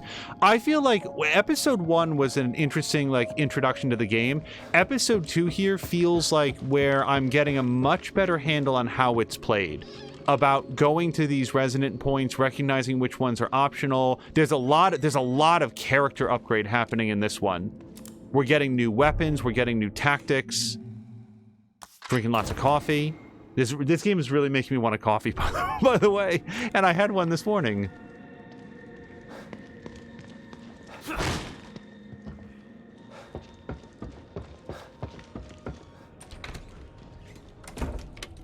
I'll also say, and this is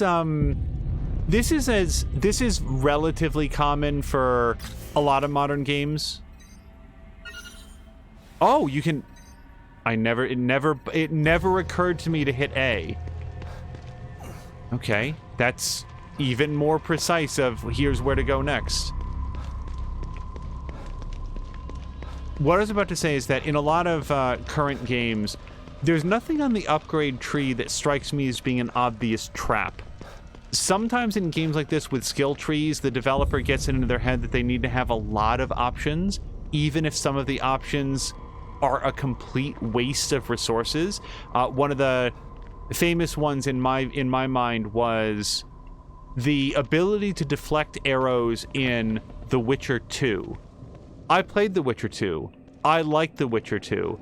That particular upgrade struck me as being a ridiculous, like, beginner trap because it sounds really cool, and at least in the track that I took in that game, it would have come up maybe 2 times ever.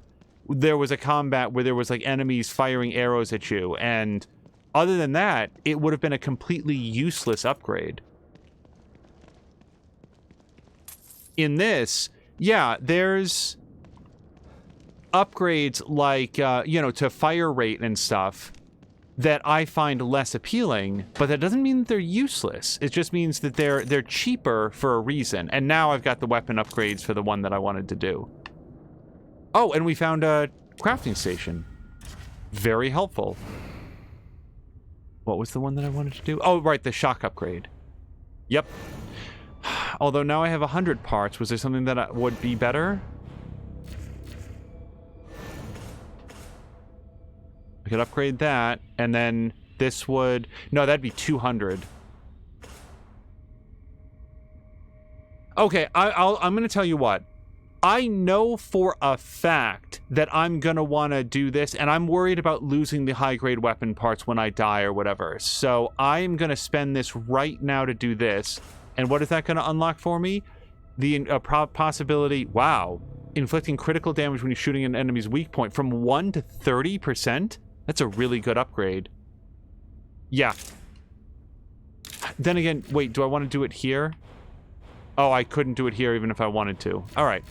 Yeah, let's upgrade the pistol here. Commit to that. All right.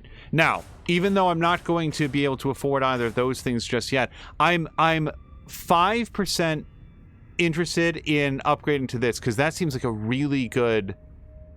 Boy, that's a really good upgrade. I am going to save up for that one. I'm not going to do the shock ball. I'm going to get 15 more parts.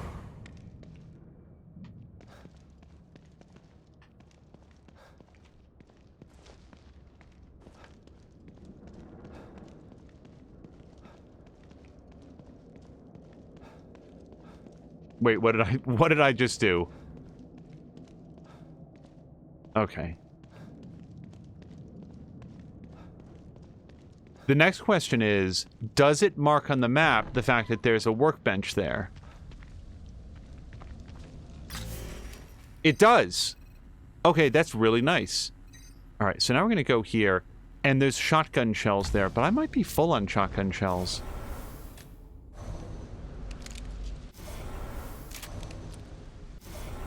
No, I'm definitely not full on shotgun shells.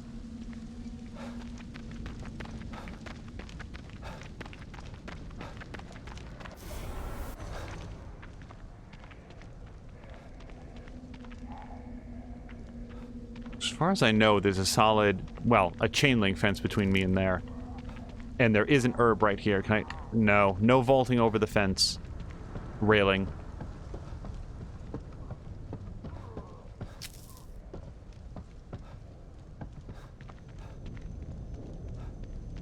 Someday in this game, I'm either going to be extraordinarily happy that I spent all of this time and energy saving up all my healing herbs, or I'm going to look back on this playthrough and say, what the hell was wrong with me? Why did I save all the healing herbs instead of using them?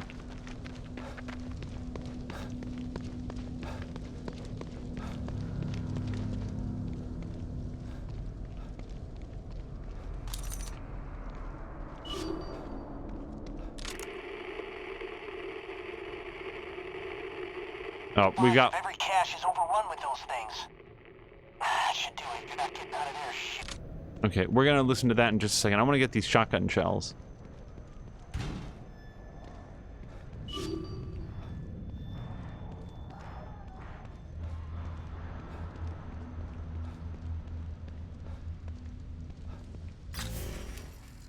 Huh. How do we get in here? The only door I saw is locked. Oh, wait.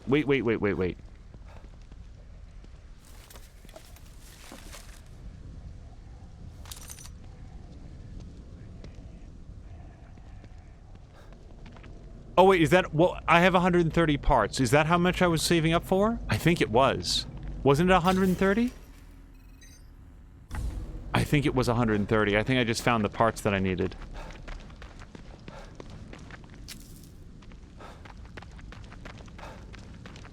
I don't hit heads often, but when I do, by God, I want them to pop like melons.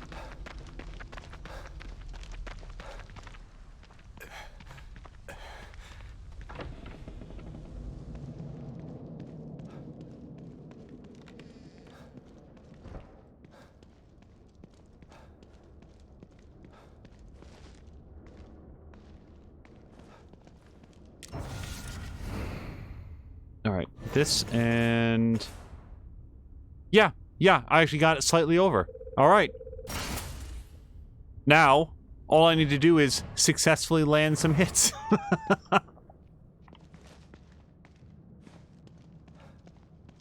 You know something?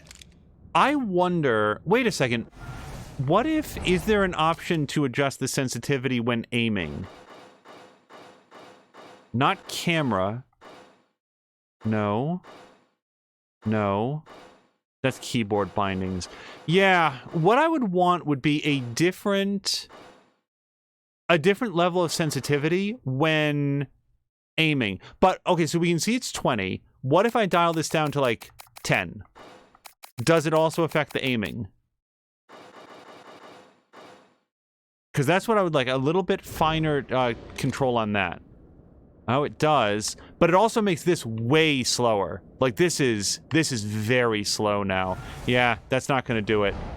Alright. Nope.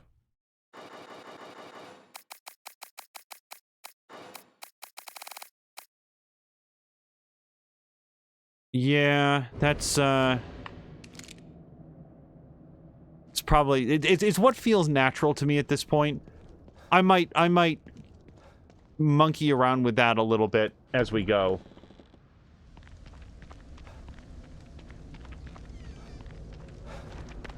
It's just the fine degree of aiming, and I'm hoping... I don't remember if I can pick these up yet.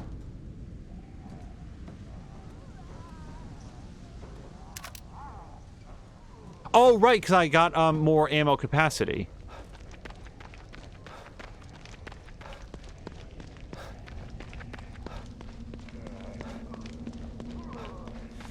Alright, I want to give one more once around on this building. Either I'm missing something on the ground floor, or there's some way to get into this building from an upper level. And what I don't see there is where. Like, I don't see anything to climb up on. Use this to get a boost. Maybe this opens up later. Maybe you just can't get into this yet.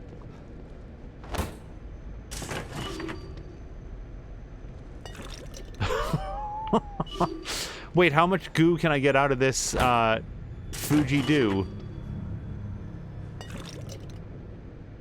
There's no way this is infinite. Am I gonna get punished for my greed?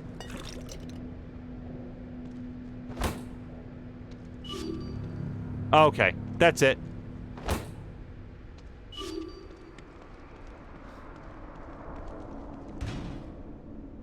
Oh yeah, you can see like a pushable in there that's in the way. So, we're gonna have to mark this off as a comeback later. Maybe there'll be a plot element that's going to unlock it.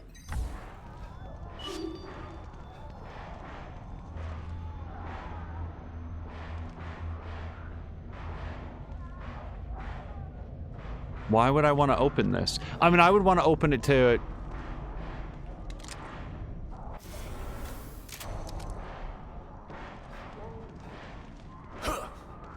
Okay, I have a bad feeling that lady's gonna get up. If I open this, they'll be on me immediately, won't they?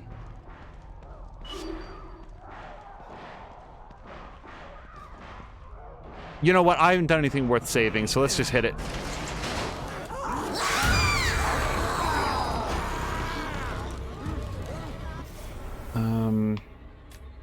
Oh, let's try the, shock bolt.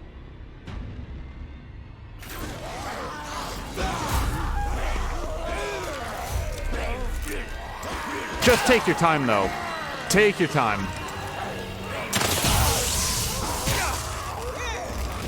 Okay. None of this went well.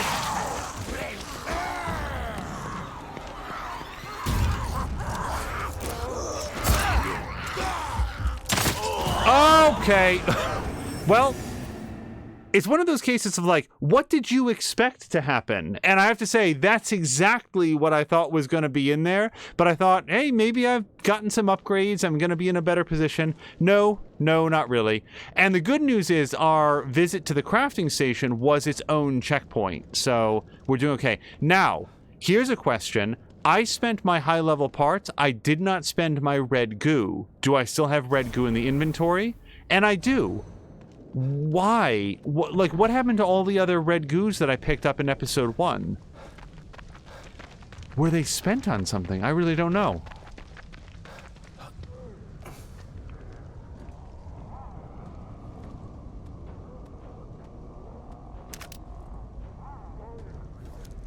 On just one second, I'm just gonna reload here because I just want to make sure every once in a while chat disconnects and it doesn't sort of like announce itself on our end. So a quick pause to just get everything reloaded and make sure that I'm not missing out on stuff, because the worst scenario is if people are asking questions or whatever and I miss it because it just doesn't show up. So just like that. I should probably note that I'm sort of flying solo. So Dougler says, I will look into the red goo for you. Yeah, I appreciate that. Like, in episode 1, for clarity, on a few different occasions I picked up red goo. It's not in the inventory now. If it's lost on death, but, like, it just sort of, like, is, it exists out there, and that's one of the penalties for dying, okay, like, I can live with that. However, if it's a bug of some kind... Like, Google search for Evil Within 2 red goo disappearing, red goo not in inventory or something. If that's a bug, it's slightly concerning. Is this red goo? No, that's just a bottle.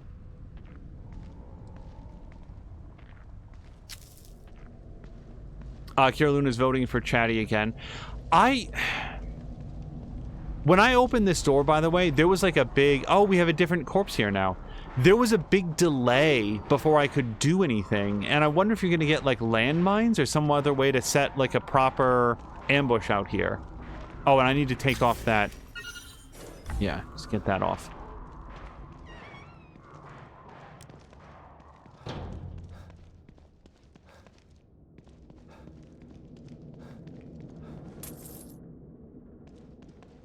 Oh, I see the resonant point over there.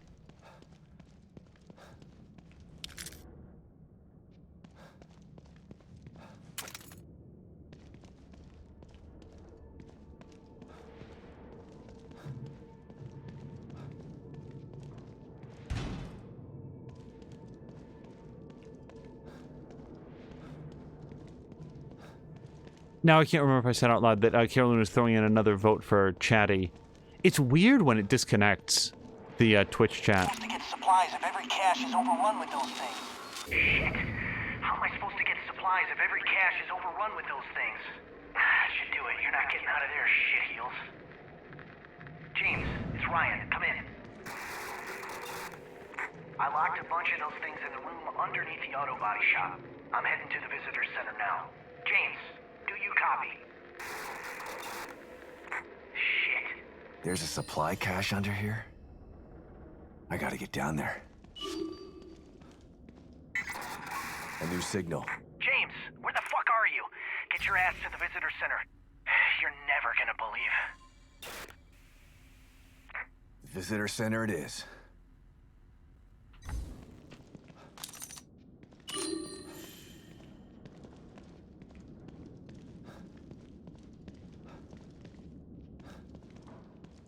Wait, investigate?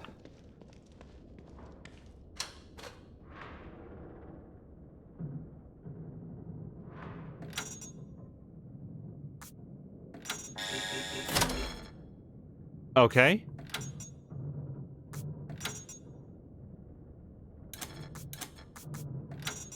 So that's 5. That's 6. And how many? So there's 10 in total. So I'm basically trying to count up to 10. 2, 4. So this one and this one. Now having the power on here may not be a good thing, but it may get me the ability to get down to the lower level. Oh shit!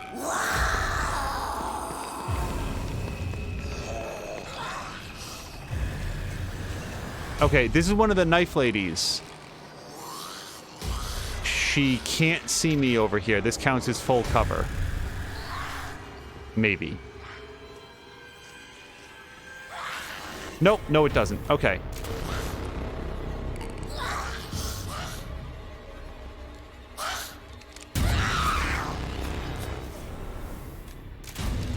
I don't know if I can shoot through this. It might again qualify. Oh shit!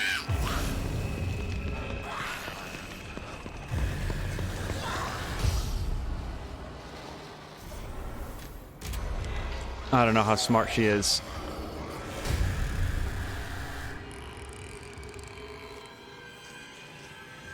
Oh, she's smart enough. Okay, shotgun it is.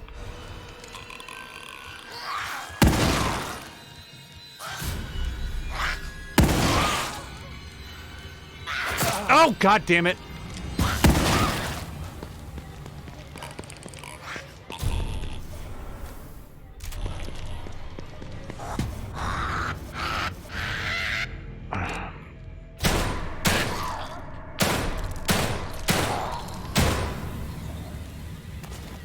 Stomp her.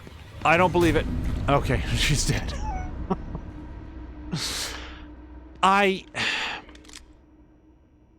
don't know. I want to be better at the aiming. That's all I can say.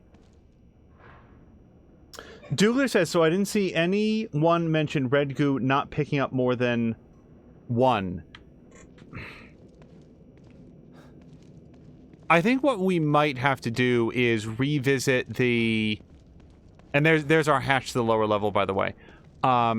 Revisit episode 1 so that I can look through, because I know I was picking up red goos and maybe high-end weapon parts, and then they weren't in my inventory, and I was not cognizant of having spent them. Union, power, and gas. Okay. Oh, reload the shotgun, please.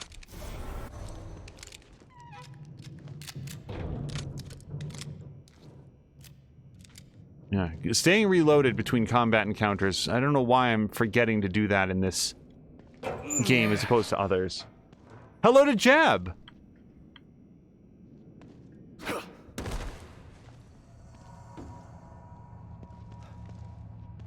Jab, we just found out that there's a hidden supply cache underneath the auto repair shop.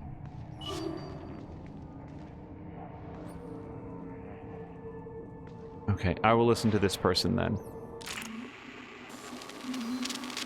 Ken, where are you? I've been looking for you all over the place. Shit, John. What are you doing down here? You weren't supposed to see this. I don't understand. Whoa, don't point that thing at me. We're best friends, man, come on. I know. And that makes what I have to do even harder. Stop joking around, man. Sorry, John. But I have to do this. Mobius doesn't allow for mistakes. Mobius? What on earth is Mobius?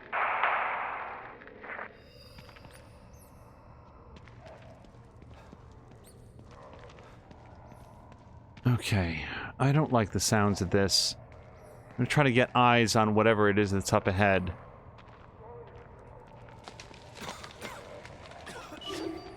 I keep wanting to smash open these crates with the symbols on them, but it doesn't seem to be a thing.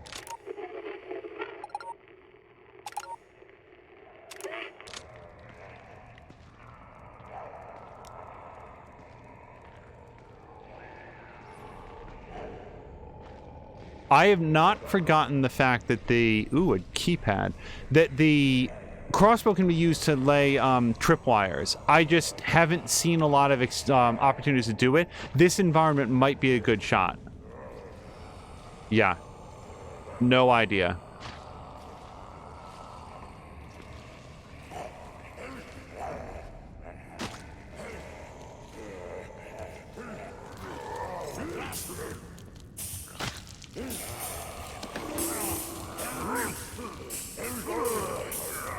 Security card shows a grid of authentication codes used to access secure Mobius locations. Doesn't seem to be particularly descriptive. Oh, no, wait. A1, B2. Yep, okay. So there's potential codes in there. All right. Hopefully there's a better way to view them. What's this? Some kind of cipher?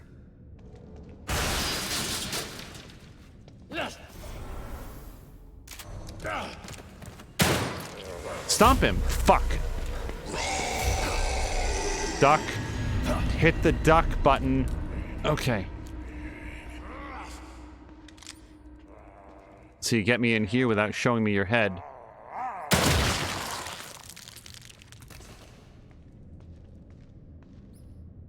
Douglas voting for all zeros. It's the most common iPhone passcode.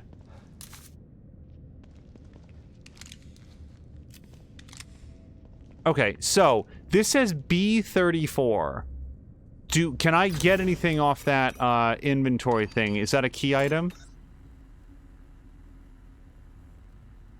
Well, B34 would be 9676. Let's try that.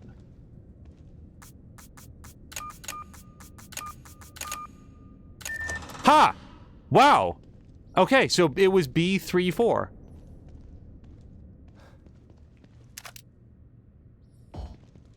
Okay, medikit, I'm already done on. Wow, that looks like a lot of parts. 20 parts. High-grade weapon parts. Boy, for the amount of effort it took to open up my inventory and look at that card, this was well worth it. Douglas says, seriously, you have no idea how many people use it and don't care if you see it. The multiple zeros. Alright, so I cannot wriggle through this. Not zombified enough.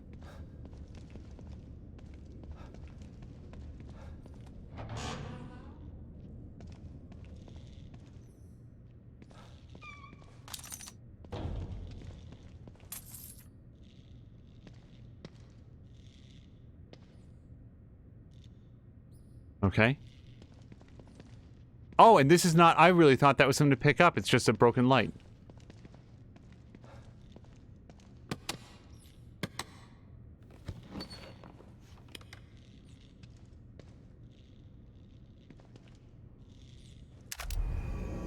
Explosive bolt. The warhead on this crossbow bolt will violently explode when activated, releasing damaging shrapnel into the surrounding area. You don't want to be near it when it goes off. Explosive bolts can be crafted by combining nails and gunpowder.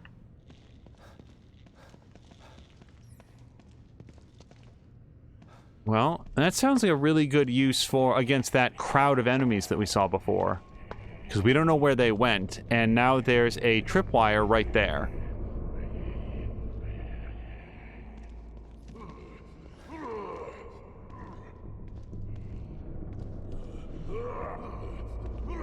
Okay, so here's what I'm thinking. I would like to set a trap. Also, it does look like there's a trap right there. Oh, shit.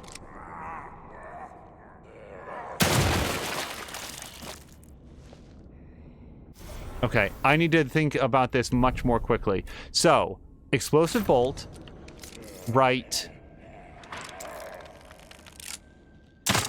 there. Set our own tripwire, and now let's throw a bottle there.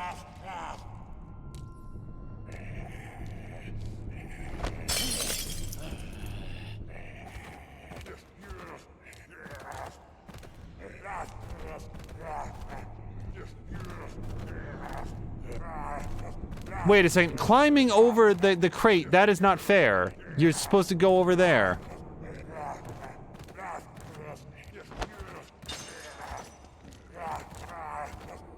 Okay, so did a really good job of wasting 2 bottles.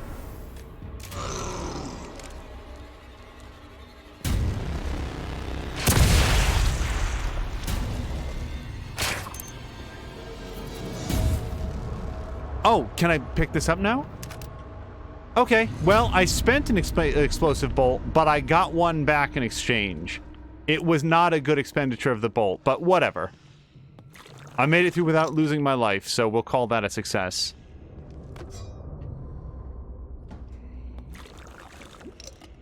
Dougler said that I tossed the bottle on top of the crate. Yeah, I guess I was trying to make a noise on the side of the crate, thinking that the enemy would sort of like move around it. This is also one of those areas that the frame rate is just all over the place. I guess it's a steady frame rate more often than it's not. So I'm just sort of like living with it.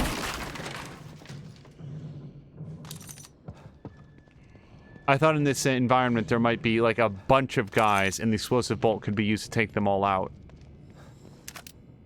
Okay, apparently I'm making sound that the enemies like.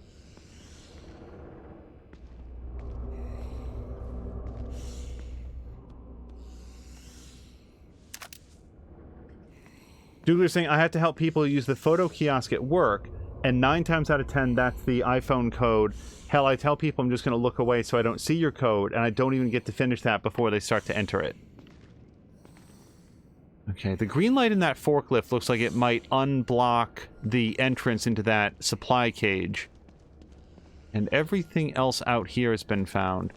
Now, the only thing is that apparently I have made some sound that the enemies can hear, which means there's probably enemies over. Yep.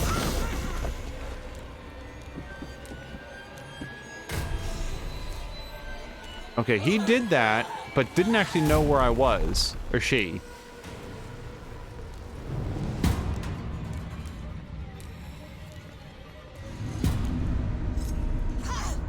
Oh, okay.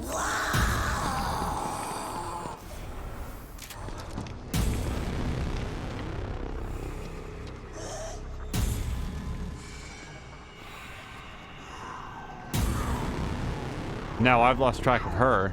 Now my eyes are moving left and right. I just saw her.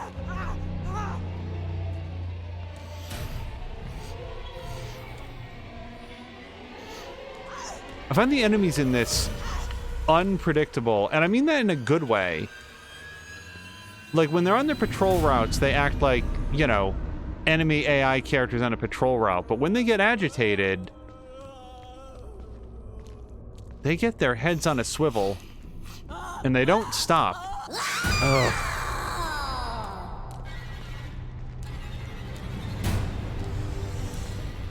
Fortunately, her reaction time sucks. I just want to get up behind you. Okay.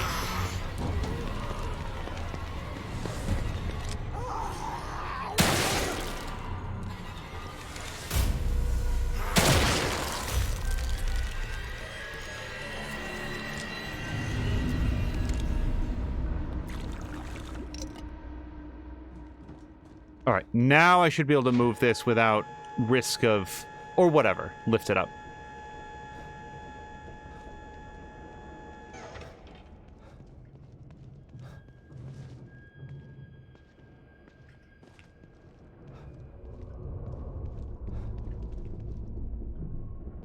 What do people do with sheet metal crimpers if they wind up losing their hands and their arms? Like, why is that? Oh, we're inside. Now we're inside that thing that I couldn't get to. Remember, we were looking through the window at the movable.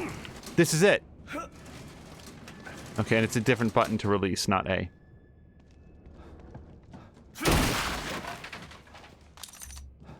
Okay, it was a comeback later situation. We went through a little tunnel to get into the adjoining building.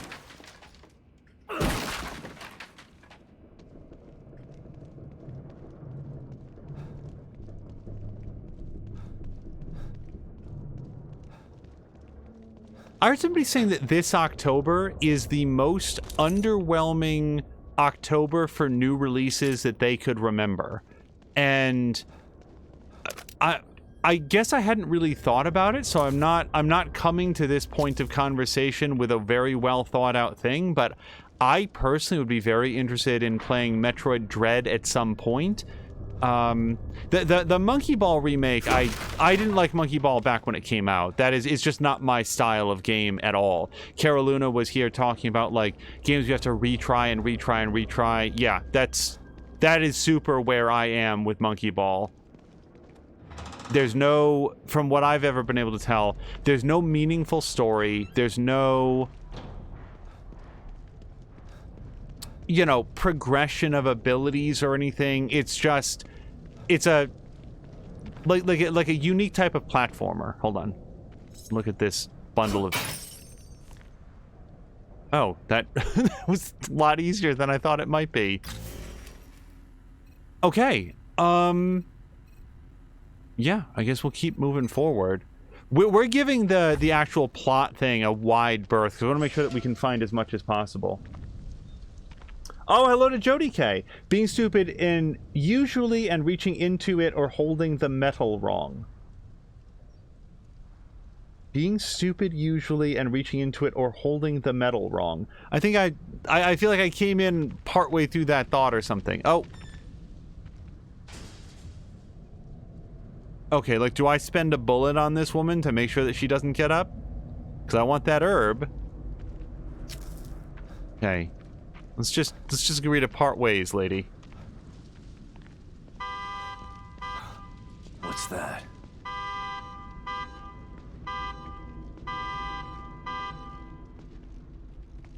I can probably hop over the fence from here. I'm gonna smash up these crates first. Oh! In response to the, what do people do with a sheet metal crimper? Metal crimper, you asked how people get their hands or arms chopped off. So the answer was being stupid usually and reaching into it or holding the metal wrong. I don't know. I would very much prefer to continue having all of my arms and legs for as long as possible. So when I hear about people say things about like sheet metal crimpers or like losing limbs, I'm like, what did you do with it? Like, it's not an accusation. It's like, how do I avoid doing something with that that will wind up in the same way? Dougler is also saying Twitch isn't even doing holiday variants for the emote mod thing. Why not? That's a curious thing to not do. Okay, whatever was beeping the horn, that's not the main quest. So I do want to go see what this whole thing is about.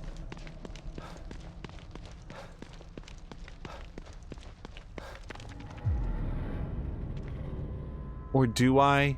This suddenly feels very risky.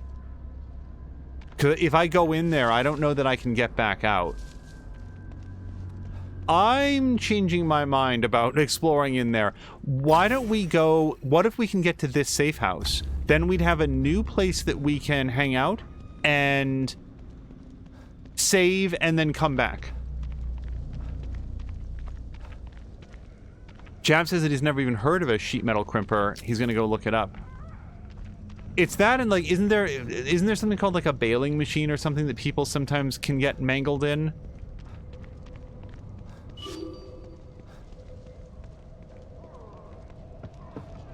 A baler?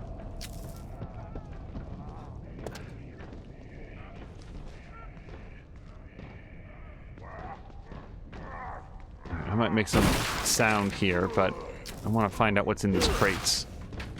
I don't think that we found a crafting use for smoke powder yet. So look for that to come up.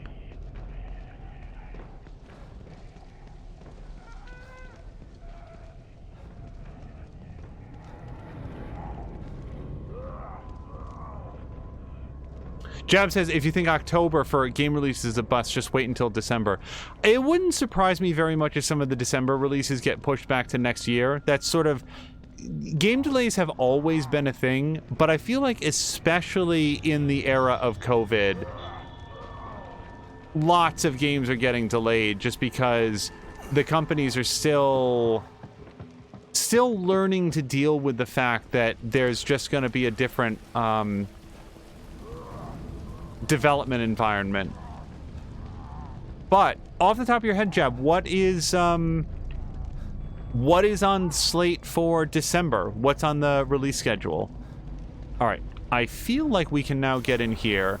So let's go to this, and we'll change the bolt to the shock bolt, and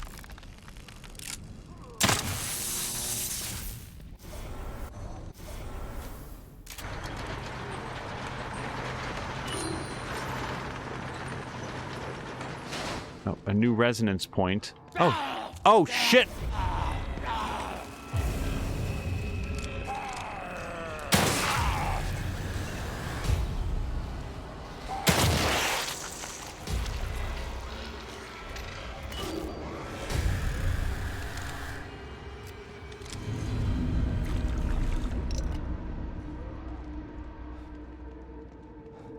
Whoops. Not even you, Hayes! Find yourself another safe house! Okay, door's locked. Windows secure. Power disabled. Nothing's getting in here. Not even you, Hayes! Find yourself another safe house! This place is locked tight! Understand? Shit. This is so fucked. Didn't sign up for this. It's okay. I'm gonna be okay. You're locked in, man. Just gotta wait it out. What the fuck was that sound? How did that get in here? What the hell is that? No!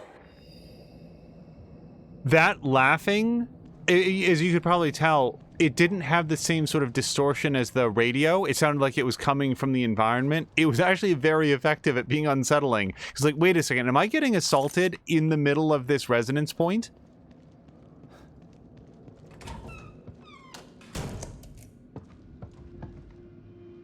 Fantastic. Tell me there's a coffee maker in here as well. Oh, there's a computer. I wonder if the computer will allow us to teleport between safe houses. Oh, and we got a mirror. Oh, this safe house already feels better than the other one. We're full on syringes. All right. This is great. Well, I want to read chat, but before we do, recruitment and MOO centers. The number of applicants received to the MOO centers has surpassed that of the medical testing front. Registering the MOO centers as a tax-free religious institution has increased revenue, which we've used to render expansions to accommodate the influx of new recruits. Mr. Wallace's use of neuro-linguistic programming creates recruits that are far more mentally malleable and stable than previous STEM candidates. MOO Center recruits are also willing to voluntarily cut off familial ties, which eases the pressure on Mobius operatives working in law enforcement. No more pesky missing persons reports to file. It is my recommendation that MOO Center recruitment becomes the Mobius standard for all new citizens. It's been a resounding success. So, we heard about this before. The MOO centers are sort of, it sounds a lot like Scientology. Like, we found some sort of like a recruitment letter that was like, oh, congratulations on achieving the next level of spiritual enlightenment. And now you've moved from promising recruit to like whatever. And it sounds very Scientology, including here, where by sort of recategorizing this organization as a religious institution, now they don't have to pay taxes, and that's allowing them to expand their operations even faster. Now, before we go, I want to look at chat because I'd asked about this. Jody K is saying we weren't allowed to even throw a box from across the room into the cardboard bundle until we were 18 at the grocery store I worked for, because people had their limbs or bodies crushed by them. Yeah, like it seems very... It seems like probably one of those things that as long as you're using it the right way, you're going to be fine. But if you get sloppy or lose your focus or do it wrong, then you can get very seriously injured. Carolina says, I was so happy for every place that doesn't do some changes for the coming holidays. Jody K was saying of the baler, the only way for it to start crushing the boxes is to bail them for you was to shut this big heavy door and then hold a button down. Douglas saying baler, but yes, you put cardboard in it, and when it's full, you close the safety crate and push a button, and the hydraulic press slowly lowers down. Jab was talking about Christmas shopping. The supply chains are so snarled, it's going to be a big mess. Yeah, that's another thing. I feel like there's a lot of manufacturing happening, but the goods aren't getting to where they need to be because of the shipping delays. And I feel like over time that's going to even out, but it would be surprising to me if that happened before this holiday season. So that's where it is. Douglas voting for Mr. Wormyface to just die already. Douglas says, my store has actually only ever received 4 of the Xbox Series X's and maybe 10 of the Series X's. Received 4 of the Xbox Series X's and maybe 10 of the Series X's. As for the PS5s, we got 4 sent to us and we're able to sell about 8 or so of the ones people ordered online, but never came to pick up. Jody K saying, wait, the Moo centers. Yeah, Moo was actually here for episode 1 when that first came up. Dougler says that Moo is in every game. Moo started a cult. I think that would be awesome if, like, if this game from 2017 then acknowledged Moo and said, like, yeah, and then after she finished being a cult leader, she went to, like, live a normal family life and stream on Twitch. And Jab says, from what I've been seeing about the time they unsnarl, they may as well have been shortened and the global supply chains will be gone. Well, I mean, we'll see what happens. I don't know one way or the other. Oh, wait, is this a smoke one?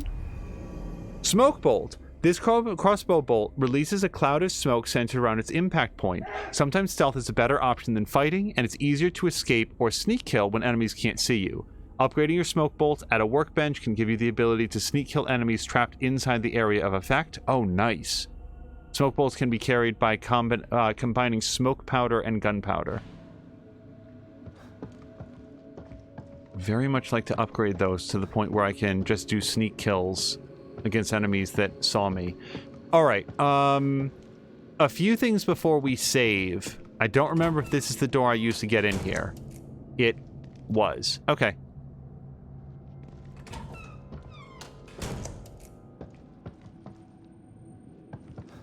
Alright, I want to drink some coffee.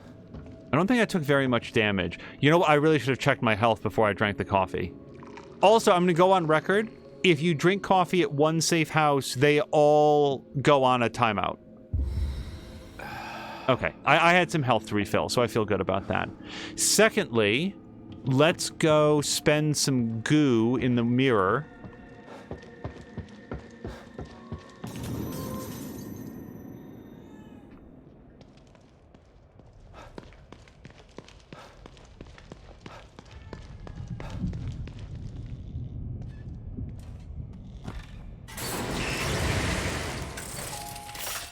Oh, Jody K is probably correct. I think that MU... I think that MU is probably pronounced Mew. I'm probably saying it wrong. And I do have a locker key. Alright, let's unlock this one. Green goo. Wow! 5,000 green goo! That was a hell of an upgrade. Yeah, I'm saying it right now, there are definitely guides that tell you which ones of these to open up. I didn't know that upgrade points were an option. And I'm also saying I'm not going to look at one of the guides. I'm just not. We're going to continue to round robin it. Okay, I've got 9,000 upgrade points. Where do you start with that many?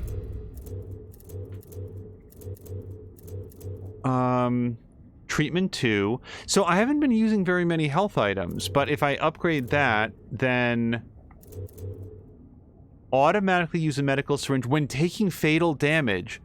Does not work when taking fatal damage from certain attacks. That's a ways up there, though. Health recovery speed is increased when regenerating from near-death status. Well, it's not a bad upgrade. It's just, like, you're really having a hard time if you're below that threshold such that that is of importance. So I don't think I want to do either of those. Now, stealth, move faster while crouched. That's 8,000. That's all of my points, but that's such a good upgrade, though. I do like being able to break away from some enemy attacks because I have so many bottles and I don't use them very often. So let's... Also, that one. Yeah, I could drop 8,000 just here in the stealth section, but let me take a quick look. So, if I take this one, we consume a red gel, and what do we get? Melee attacks do more damage. I really like that, because melee attacks are free. They don't cost ammunition, and if I ever run out of ammunition, I want to hit as hard as I possibly can. Gain the ability to kick stunned enemies away from you. Cannot be used in certain... That one, I haven't seen a lot of stunned enemies, but... This one would be really good. That's 6 grand. I'm probably going to go for that one. No, I don't care about that one. And that's the other one that seems pretty good. Let's look at health. It also upgraded my health for 3,000. Which is probably the smartest upgrade here. Oh, look at this one. Total health recovered when regenerating from near-death status is increased. It's only 10%, but that seems like a good one. Yeah. And then this one would be Reflexes 1. Oh, wait. Gives a chance to automatically avoid attack that would have damaged you. That's a 20% attack, 20% chance at any given attack. 1 out of 5 attacks don't hit. That's... How do you not take that? With a set probability, certain attacks. Yeah, no, that one's too good to pass up.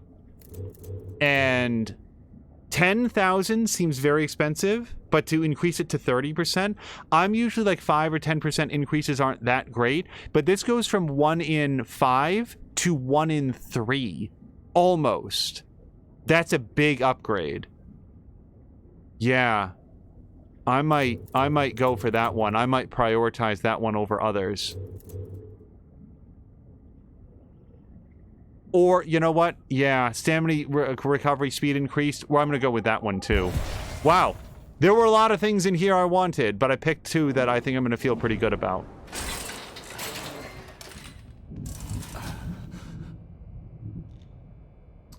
Jab is saying, I watch geopolitical stuff. Sorry, so probably I watch geopolitical stuff, and that seems to be the way things are going. 17 steel foundries are under construction in the U.S. right now. Well, that sounds promising. You know, more local jobs would be nice. Okay, I've got 180 weapon parts. I've upgraded the pistol a lot. Can I get an upgrade? 5%. Jesus Christ. It's just 5% is such a low upgrade, and I like the shotgun. But in order, like, it's going to be a long burn to get the shotgun up to, like... worthwhile, it feels like. Oh, wait.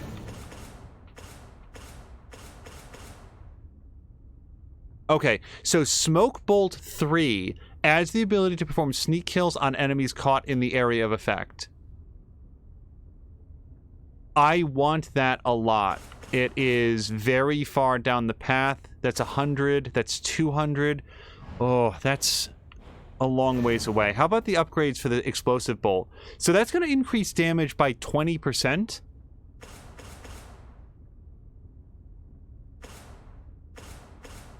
I don't know, man. That smoke bolt one. It's so far down the path. It's such a... Like, what are we looking at? That's 100, so that's 300 total. This would be 350, so that's, yeah, 650 points to get to that level.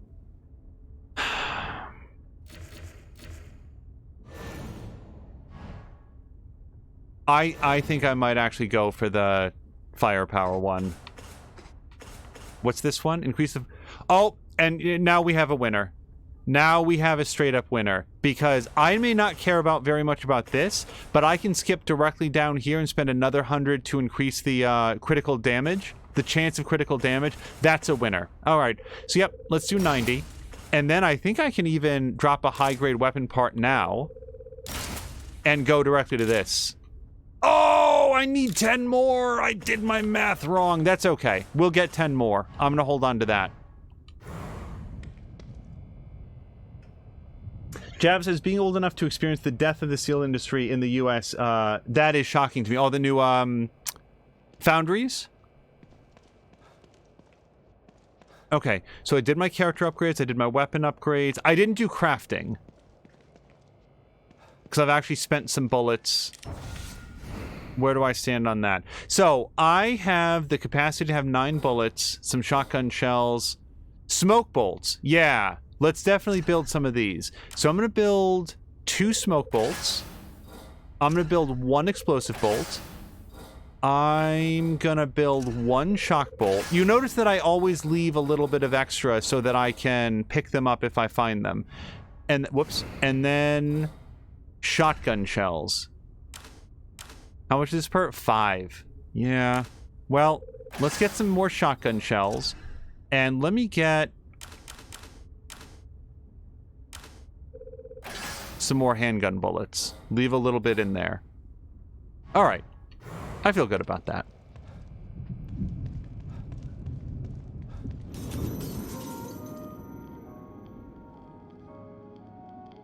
Jody K is voting that I continue to pronounce M-U as Moo, just because it helps to bring Moo into every game. Welcome to our city information center. All right. Let's save it up. Where do I save it? Yeah, mental note, always drink the coffee first, because look, we're already back up at 2 bars. It is just in-game time. If you needed to cheese it, you could just drink some coffee and then just sit here in the safe house, and it looks like it would recharge. Okay, let's check out this computer, because I think it's going to bring me... Oh, the Marrow operation, so that is not going to go to a... to another safe house. Huh. Looks like it's locked by some sort of password. Oh, okay. So, at some point, that's going to unlock, and we'll be able to go there. Alright, well, I just saved it. That is our brand new safe house. Now, let's go back to that the chain link yard, the one that I didn't want to go into, because it was like, wait a second, I don't know how to get back out of here.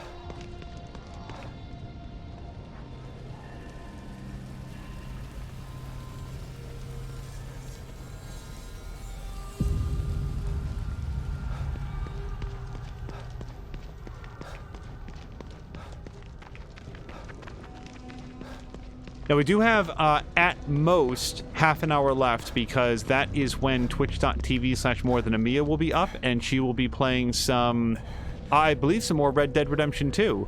And when you're in her stream, if you have not already, do not forget to do ! Raffle. I recommend, even if you think you've already entered, every once in a while there'll be something that can, like if she runs a different raffle for a special event, like she did during the anniversary event, sometimes that can reset those entries. So just play it safe, hit !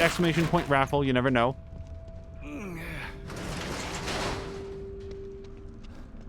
Oh, I thought there was something still on the ground.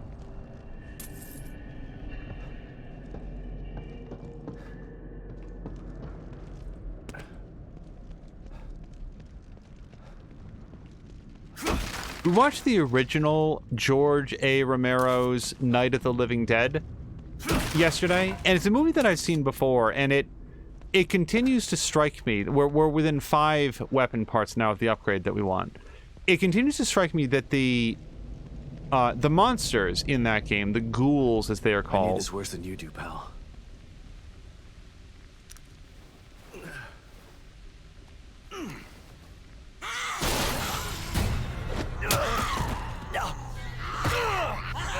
Seems super fair.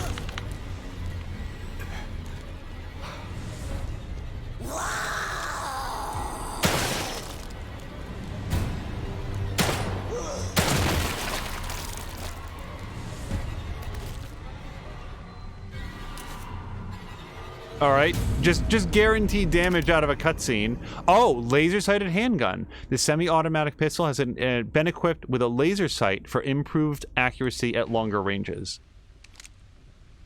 Is that my new default, or is that a different upgrade? Change type.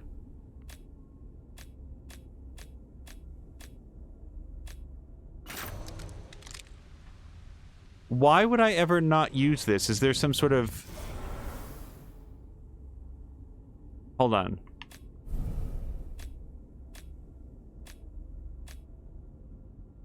I wonder if there's... I hope there's not a separate upgrade track for this one. Well, okay. Let's, interact with it. If you have to upgrade those pistols separately, because one of them has a laser sight...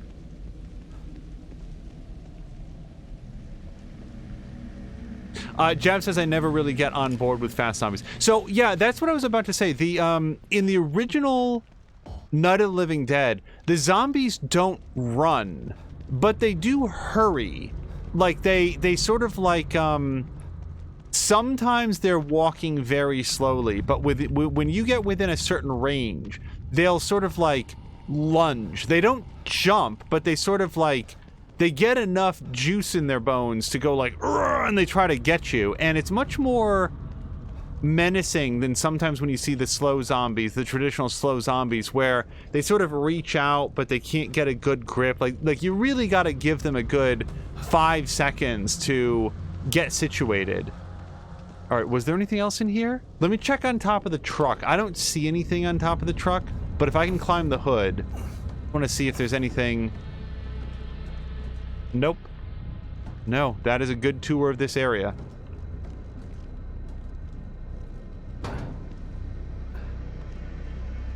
I do believe that we saw that upgrades to, like the upgrades to the pistol did specify this will upgrade to all semi-automatic pistols.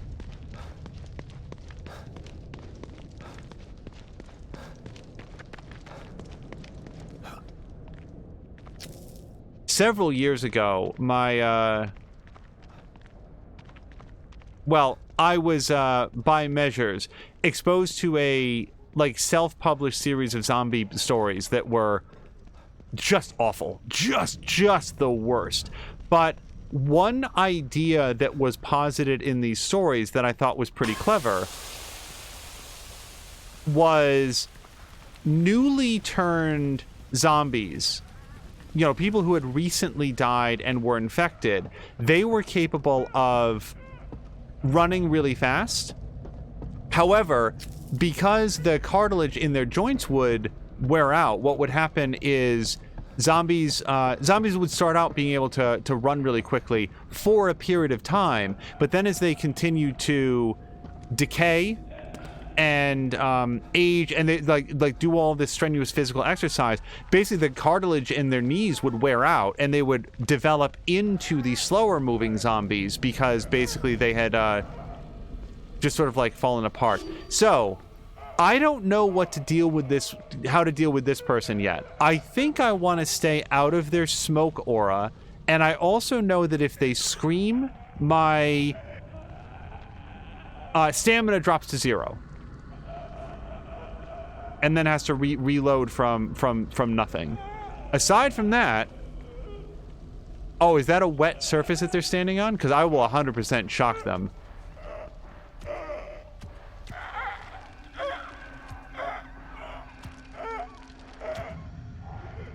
That looks a lot like a wet surface over there, although I'm not sure that it moved in there. Yeah, definitely don't walk in that smoke. That is video game for stay the hell away from me.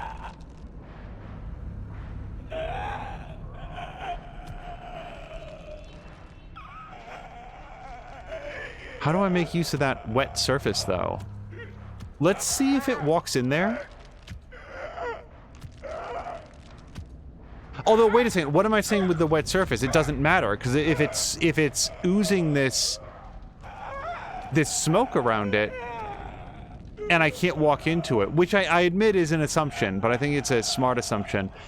Even if I knock it down with a shock bolt, I can't run up and stomp on it. I'll take a whole bunch of damage.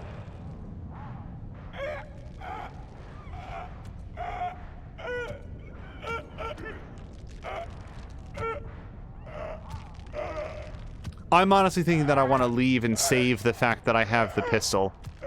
Because so far, I have a 100% failure rate if this thing even gets involved in the fight. Every time this thing has noticed me, this is not the one that we've seen before, but every time that I fought one of these things, or near one of these things, it screams, I lose all my stamina. I've never even been attacked by it. I don't know what its attack is, but it tends to draw other zombies around.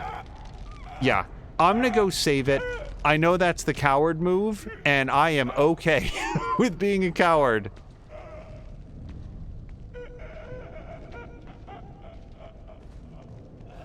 Jody K has a different read on it. The smoke heals you. It gives you extra health, just like Mia getting help with her baths gives her more stamina. That is a Red Dead 2 reference. I'm gonna be kind of bummed when her Red Dead 2 streams are over. But I knew that I'd be kind of bummed when her GTA 5 streams were gonna be over. And you know, there's always going to be another game to have an adventure in. And I know that she has on tap Grand Theft Auto 4 as well. Like, there's always going to be more stuff. All right, let's save it. I don't think I was out there long enough for the coffee to brew a new pot. No, although it's very close. So, my level of risk right now in fighting that smoke zombie, pretty low.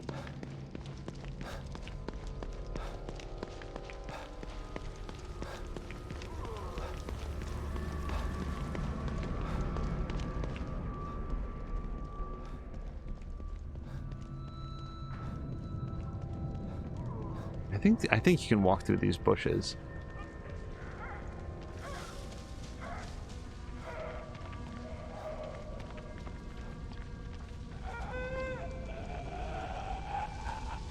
Okay, so let's test out a couple ideas. Number one, let's see if I'm right that the smoke itself is very poisonous. It really looks like it is, but let's not make that as an assumption. Let's see if we can do some sort of sneak attack on this thing.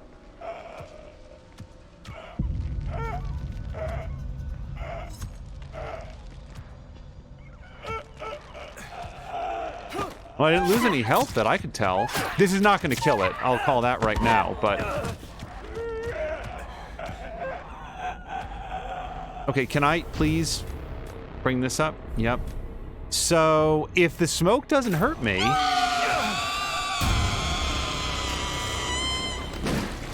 Oh, fuck! Okay, so that's what that does.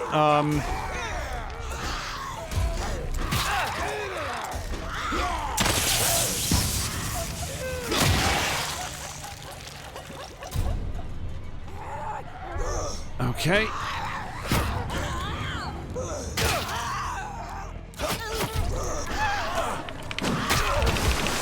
Shit. Oh, and now I'm standing.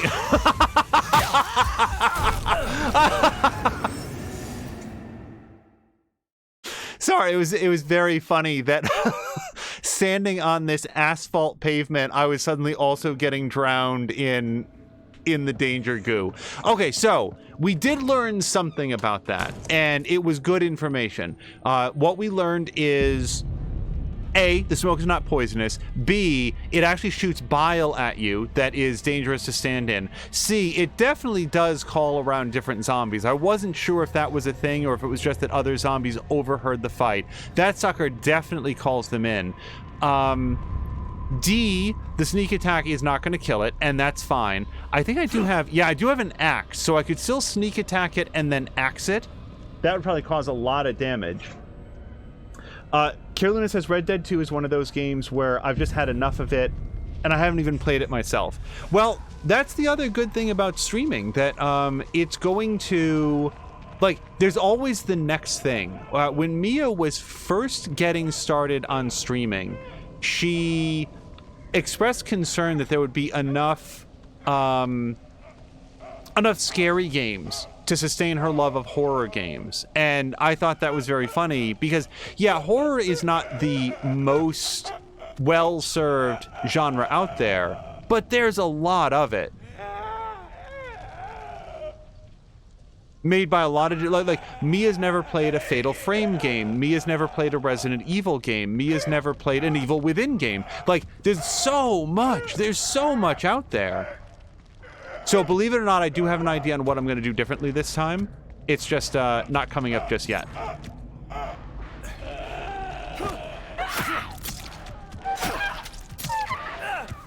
Okay, now I want to axe this thing with the axe.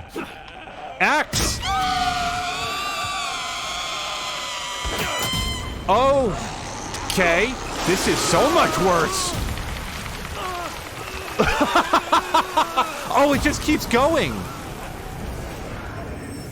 Wow. Okay. Do not get caught by that thing. Jody K says there's a lot of really bad scary games out there too. So bad that they're not scary at all. I'm curious what Mia will think of Visage, because I think that that's on her list, but I've heard a couple things about Visage.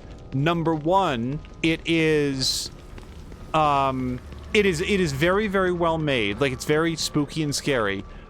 And number two, everybody seems to reach a point while playing Visage that they're not sure how to progress. That there's elements of it by design that are just very, very esoteric. It's like, I don't know what to do next. And I don't know that you can sustain a scary game if you just sort of like wander around an empty chamber trying to figure out what to do. So, here's another new idea. I want to grab a bottle, and I want to see if I can draw that thing over into the... Okay, so none of that went the way that I wanted it to. Let's change bolt. Shock bolt. Oh! Sorry. That was awesome. One axe swipe, 2 enemies got beheaded. That one goes in the highlight reel. No, don't throw that at me. 1 second. Okay.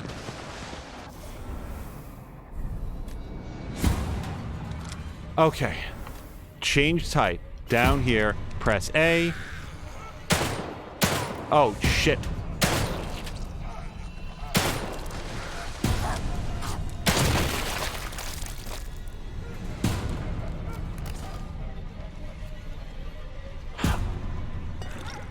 Okay. I feel like I can afford to circle around here.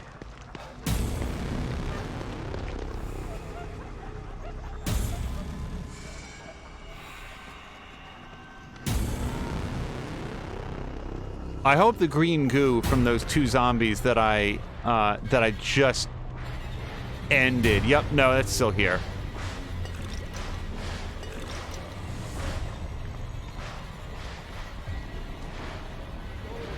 Okay, so where do you think the Banshee went?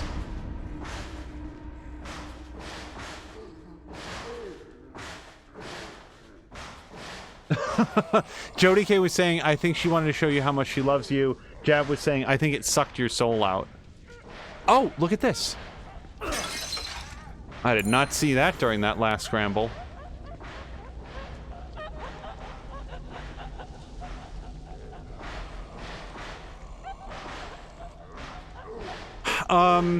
So we still got a problem with this guy, and I'd prefer to find a way to kill it that doesn't involve using all of my ammo. The sneak kill doesn't kill it, but what it does, it does a lot of damage.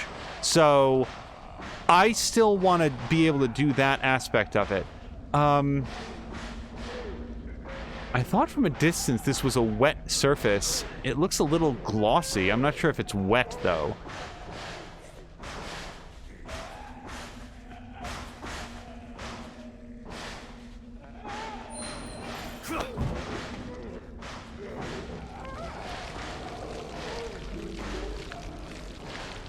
Okay, I like oil drum a lot.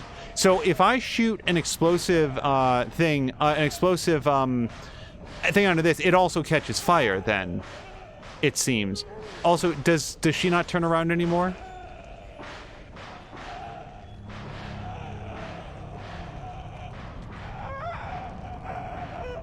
Or is this a trick unto itself?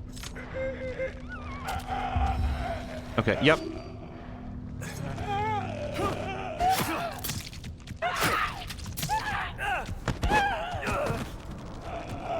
Okay.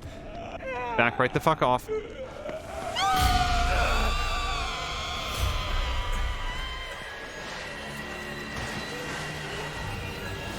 Okay, but what I need you to do is come right over here.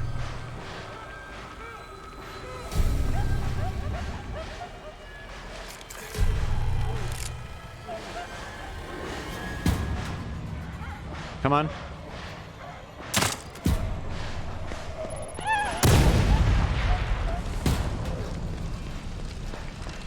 Up, it's down. All right, no regrets.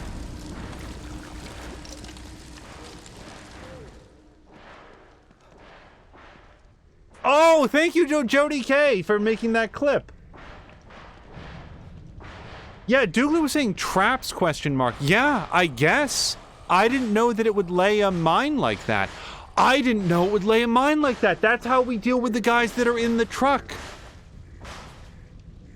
Okay. That's cool. Also, quick note. Yeah, these, the tripwires are much longer than I thought they were. Wow. Okay, we are learning a lot in this stream. All right, semi-automatic handgun.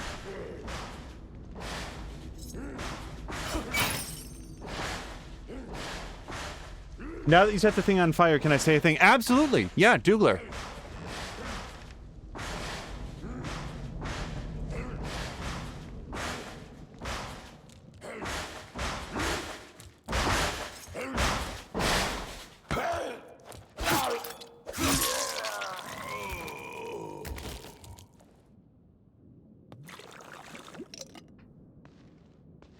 I don't remember if there was a particular number I was shooting for in terms of green goo upgrades, but more is better.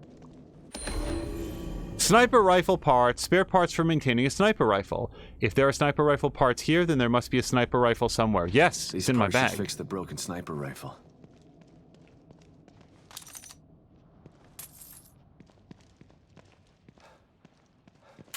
Also, I think I have the weapon parts that I needed. Now I definitely do. Unless I already got that upgrade. I've already forgotten. You can use normal gunfire to set the oil patches on fire. You don't need a boom bolted... Okay, Dougler, that is very helpful information. That's, Goonies, right? You can just shoot gasoline on the ground and make it, explode? Because that was never going to occur to me. Yeah, repair sniper rifle. This rifle is super accurate at long range thanks to its powerful scope for when you don't want to get your hands dirty. Right, so I have that now, right?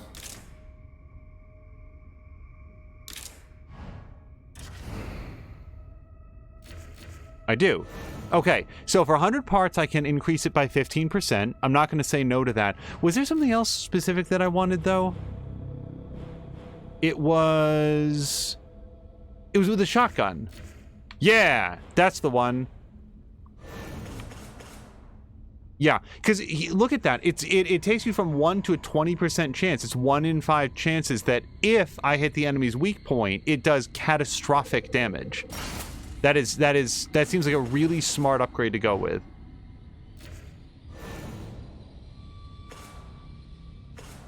Okay.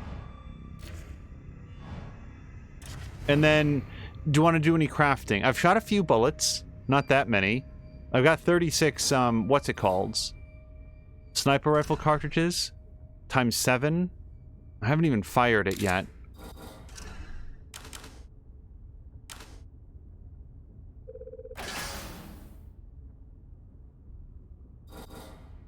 I'm feeling... Oh, wait. I do want to do another one of these, because I like these.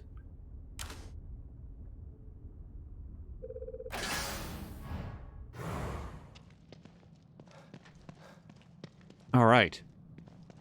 Boy, how much success have we had in this stream so far? Oh, wait. Would that even be considered a spoiler? I mean, it's a game mechanic related, not story. And Douglas saying, true, but figuring things out can be fun. So, for me... Oh, whoops, I didn't hold it. For me, that is not in any way a spoiler. Because, like, it's... For me, it's slightly counterintuitive. I don't say that as like a negative against the game. It's just, it's exactly the sort of thing that would not occur to me. To just shoot a puddle of oil on the ground and light it on fire. That's, as far as I know, not the real world, not the way the real world would work. So, like, knowing that, if I had known that, and I am glad that Dougler waited and then said, hey, is it okay if I say this thing now?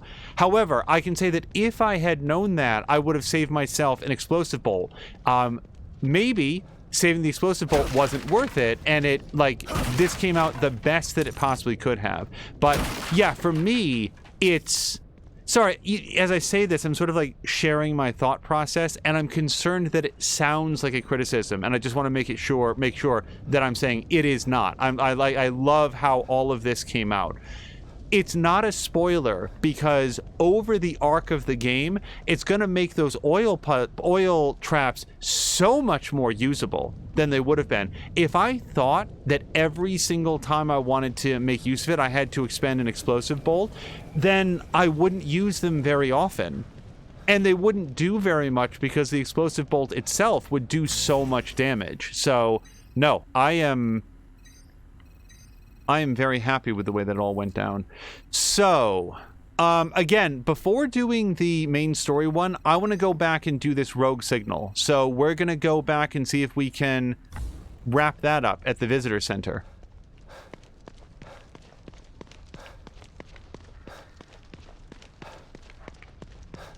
Yeah, as Douglas says, it could have been the boom bolt that killed it. Oh, yes. Let's do this as well. So... what we've learned is... Sorry, I'm actually thinking about how to end that sentence. How do we want to do this? I want to get the bow out. I'm gonna get an explosive bolt. Can we lay a trap anywhere here against the... Yes. Right? Okay. Sure. Well, as long as it works. So now what I'm going to do is open this up. And again, Sebastian doesn't trigger his own traps. That's what it told us. So we'll run over there. And it's not going to get all of them, I don't think. So what do I want to do when things get messy? Probably shotgun. I feel like that's our safest bet. Now, that's all animation locked. Okay, what? Wait. Hold on. Fuck this. Hold on. Where's the tutorial screen? Because I swear to Christ, it said Sebastian will not set off his own booby traps. That's bullshit. I'm not actually mad at the game. It's funny, but what the hell? Where's the tutorial window?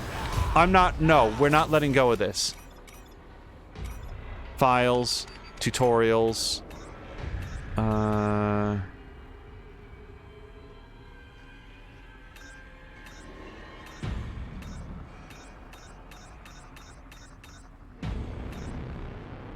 Using the Warden crossbow. Okay. You know what? I'm not gonna, make a big deal out of this. It's just... where the tripwire will be created. Oh, okay. See, that's why I'm glad that I asked. Sebastian will not trigger proximity mines. If it's a tripwire, then it's not a proximity mine. Fuck you, game, and your lawyer likes logic. Douglas says, I'm not laughing, I'm not laughing. And Carolina says it did say that. So, in fairness to the game, Sebastian will not trigger proximity mines. Now, okay, I'm just going to live with this because it's a learning experience. I'm so fucked, by the way.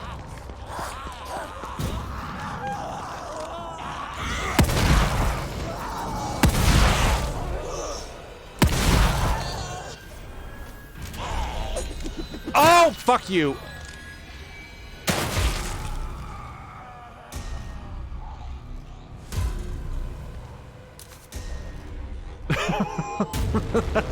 That guy's late to lunch.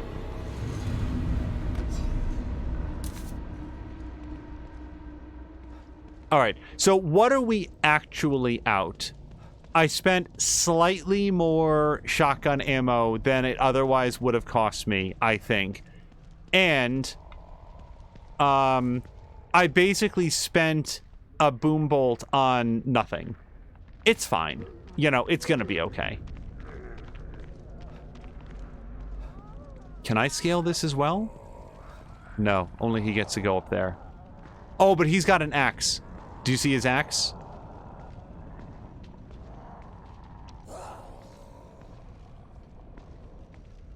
Oh, there's multiple guys in there now. Okay, I don't want to... She's coming up right behind me. Yep, there she is.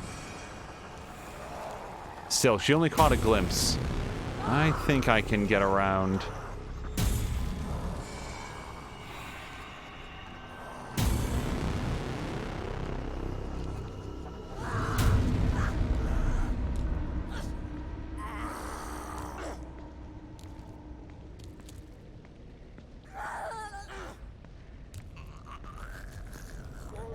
Okay, just, lady, choose a direction is all I'm asking. Oh, come on.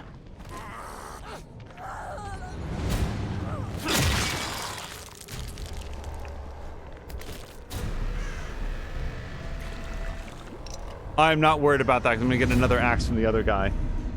Yeah, as Carolina says, now you know. Isn't it better to learn something like that early on, where frankly there's going to be a little bit more forgiveness for your errors, than possibly later on where a mistake like that can really get you into a bad spot?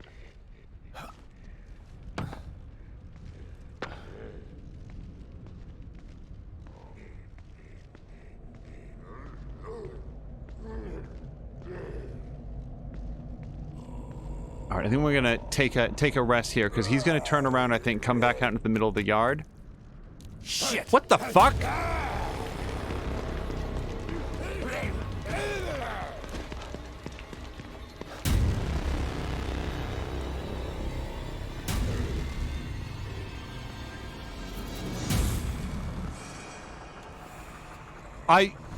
It never occurred to me that he was going to be able to see me from there. Like, a human would see you for sure, but AI characters usually can't see underneath, like now I want to say behind the tire. Jody K is asking, why does your axe break? They're just very, very weak. They're made with Baldur's Gate iron, I guess. Yeah, he's going to be freaking out. Thank you very much for the follow to Show Nuff. I hope you're having a nice Sunday. Oh, it's noon. Sorry, if you guys can keep one eye on twitch.tv/morethanamia, let me know when she's live. I will endeavor to make it back to a safe house and wrap it up. So, yeah, what have we done this episode? We got the crossbow. We got a second pistol with a laser sight. We got... Did we get the shotgun in this episode as well? I think we might have. I think we did. Okay, so where do I go that he can't see me? I'm gonna stay back here, back behind the tire. We definitely got the crossbow in this thing. We got multiple new ammo types for the crossbow.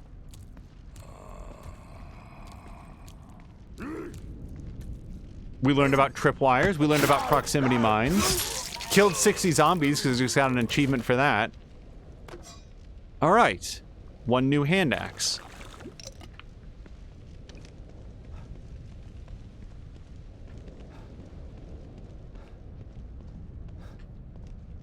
Sorry, just looking for, like, how do I get out of this yard again? Oh, we cleared out that van full of the zombies. Wasn't sure how to do that, but got it done after a fashion.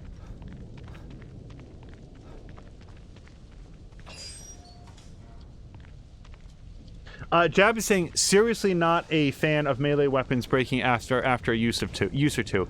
In this case, it's just a balancing. Like, the actual answer to Jody K's question is, it's a balancing mechanic. Oh, really? Does this thing get stocked with new goo? Because I'm just letting you guys know, I will come back here every 30 minutes to get free upgrade points.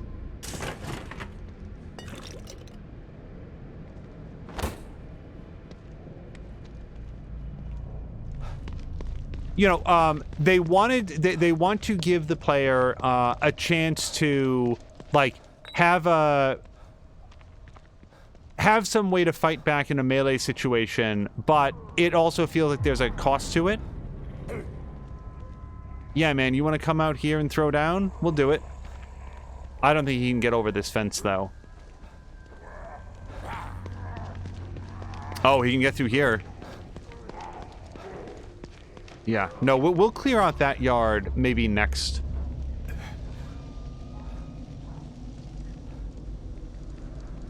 So it's like, you know, you got a knife. They want to have a path to upgrade that with something like, okay, you can one-shot kill one enemy, you know, of the most common types of enemies, but it's going to break after that.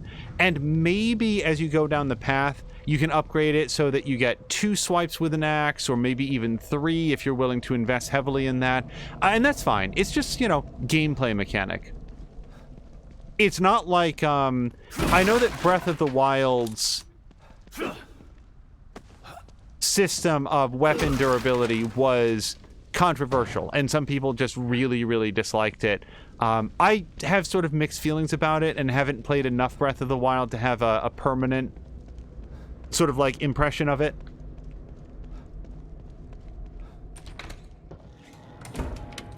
Jab saying that's the point of melee weapons, that you don't need ammo. Yes, and you always have your knife, and the knife does not break. It's not as effective as a knife might be in the real world. Like, you would think that for a zombie, if you slash all its tendons, it physically cannot move anymore. But I also have not had to dismember a person with a Bowie knife, so like, figure out how to disable them, so I may be incorrect on how effective it would be. There has to be a balance, is what I'm saying, between the effectiveness of melee weapons and firearms in a game that has both. Because if one is, if a melee weapon can be as effective in the hands of a skilled player, then the firearms lose their relative value. I thought we'd wind up with multiple save points, but I haven't seen any reason to do that yet. As we sort of round out this episode, because we've probably got a very short amount of time left, just keeping one eye on chat to see when Mia is live.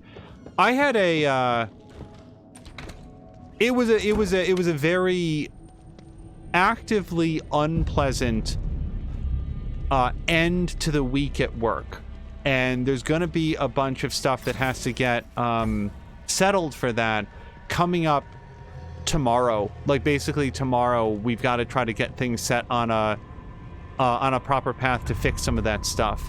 And what was that? Oh, gunpowder. Sure. I just wanted to say again, something that I shared in the past. Streaming, it really is a way to relax, and I really do like experiencing these games and hanging out in chat and talking with you guys. So I just wanted to say again, thank you. The real world does, you know, we basically get a little bit of a break from it when we come in and explore a town like Union, or Little Nightmares 2, or sorry, I'm trying to think of some of the other games that we just recently wrapped up, and I'm always so bad at names. Wait. Look higher in chat. Stream delayed today. Tune at 2 p.m. for some short and sweet Cowboy Mayhem. Copied or tweet. Dougler, thank you very much for the update. Wow, I completely missed that. That type of fence is meant to keep people out, not in. You can use the same design to keep cats in or out of your yard, as the ones with the sort of the angled tops. And then Caroluna says, there's one reason for several files. How about if your main file somehow gets corrupt? Caroluna, you are extremely right. And you are so right that on the next one, I'm going to save into a new slot. Mia and I were famously troubleshooting a very treacherous save file that got made where she, like, for Dead Space 2, it was basically saved into a position that was extremely difficult. And so she and I were troubleshooting it, and the very first thing that I did was I made a second save so that no matter what I did, she could always go back to her original save and nothing would be unduly affected. Hold on, this is going to be a file to read. Welcome to Union Pamphlet. Union is an ideal mix of small-town charm and modern-day convenience surrounded by diverse natural wonders. Come and step back into a simpler time where the warm, friendly smiles of the residents are comfortable and familiar. Get away from the hustle and bustle and come to a place that welcomes you with open arms. Union, we're glad you're here.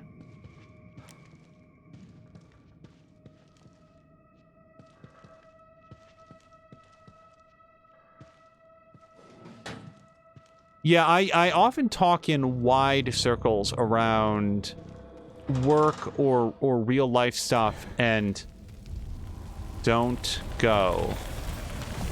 Signed, Butterfly. What's going on now is 110% more of that. Like, even if I was the sort of person who was extremely forthcoming with specific details about what's happening in life. Okay. I didn't think that we'd see one of these in this episode, but here we are again, back with the time cube. This is a new time cube. I recognize this work. It's him again. I can get you out of here. Look, man, just let me go. I can take you somewhere safe. We've got supplies. Stick with me. I can get you out of here. Safe? What's interesting about safe? Why would I want to leave here? This place is a work in progress, but soon it will be perfect. All it requires is my inspiration and your blood. What the fuck is wrong with you, dude? Don't move. Oh shit! Oh shit! Help! Somebody help me! I said don't move. Now, let's make some art.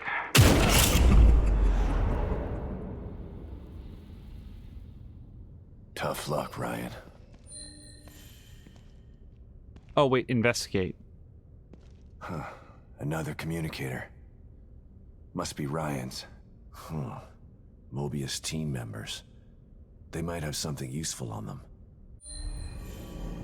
The most recent log file recorded by the communicator. Turner says, I rigged my communicator to pick up Unity chip signals. I managed to find locations for the rest of the security team, what's left of them anyway. They'll have supplies, and it's not like they need them anymore. All of these chips are broadcasting from dead brains.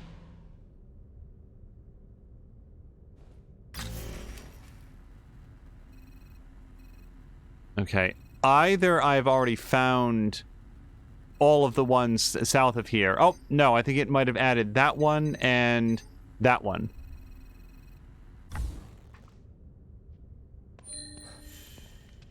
Sorry, I had two conflicting thoughts that sort of got in the way of each other. Number one is, the current situation at work is one that is going to be worked out, and yet the fact that it has taken so much time and energy, so much effort away from the actual... rigged to take a picture of the victim. Yeah, Sebastian, you're not just piecing that together, man, are you? This is supposed to be art, more like an execution.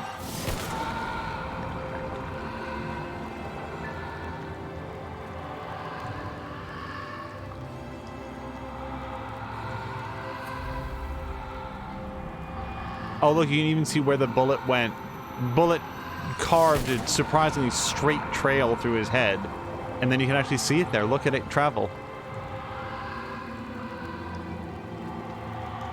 What I'm saying there is that it doesn't change the amount of stress for me. Like, being in a disagreement with someone, and not only being right, but being able to document in writing the fact that you're correct, that's fine. But there's still the stress of, like, going through it. And I may have shared this on stream at least once before, but I sort of view the...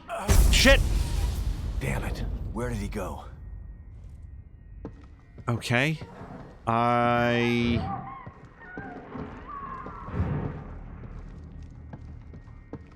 We'll figure this out. I feel like the first rule of working as a professional in something, in any capacity, in any field whatsoever, is to avoid making unnecessary work for other people. Forgive me if I've said this before, but, like, if you want to have some sort of a make-work project that's going to generate a lot of extra man-hours for you, something you're going to have to put a lot of effort into, and that's the way that you like to spend your day, that's cool. But don't initiate projects that are going to... Yeah, no, I'm comfortable with that. I'd rather deal with that person now than have to do it later, when they're after me. Don't generate your enthusiasm for... Don't use your enthusiasm for make-work projects to force other people into these things, because they might be busy. They might be other stuff that needs to be... You know, that has stuff to be taken care of. And that is a situation that I feel like we're in right now. Look at the... Like... Content matter aside, look at the level of fidelity on this painting. Somebody worked really hard on this. This is obscene.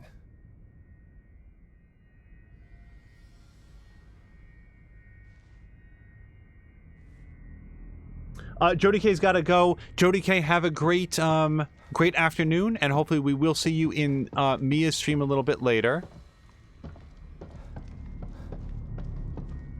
And what are these heads about? What the hell is this supposed to be? It's sick.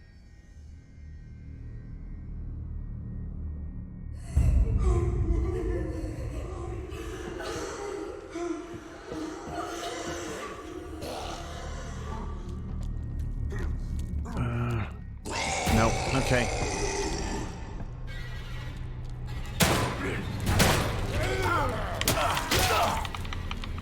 Okay.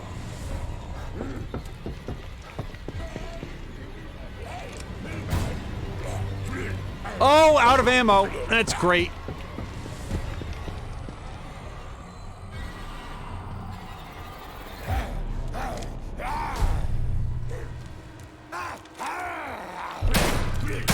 Oh, God damn it. Okay, fuck this shit then.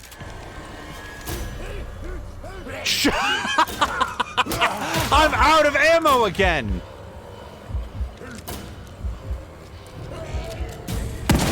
Fucking A. Okay, mental note. Reload your damn guns. God, that's embarrassing. Jody K will be lurking, at least in Mia's stream, while playing New World. So, anyway, that was all... The purpose of that topic was just... Streaming is a great opportunity to get a chance to take a mental and emotional break from things that are stressful, that shouldn't be as stressful as they are. I know the way out. The way out is right there. I'm just looking to make sure that I've gotten everything and that I've examined everything in the world, and I think that I have.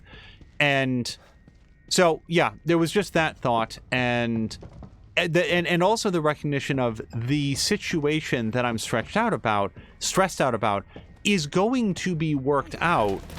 It's just having to wait multiple days to get it resolved has been its own point of stress, and it has been genuinely really great to spend some time in this horror game, like where the things that I have to worry about are not getting killed, and how do I spend my That was weird. upgrade This points. place. O'Neill's safe house is right there. Might as well give him the bad news about his entourage face to face. Sure, I'll go do that. And that's the end of our that side quest, to find out what happened to the team members, I think. Or at least the specific team members that he was asking about.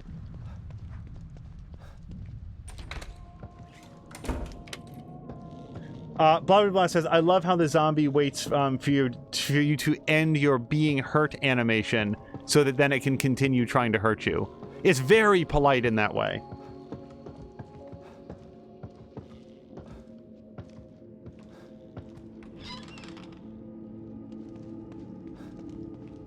Okay, coffee's not quite ready.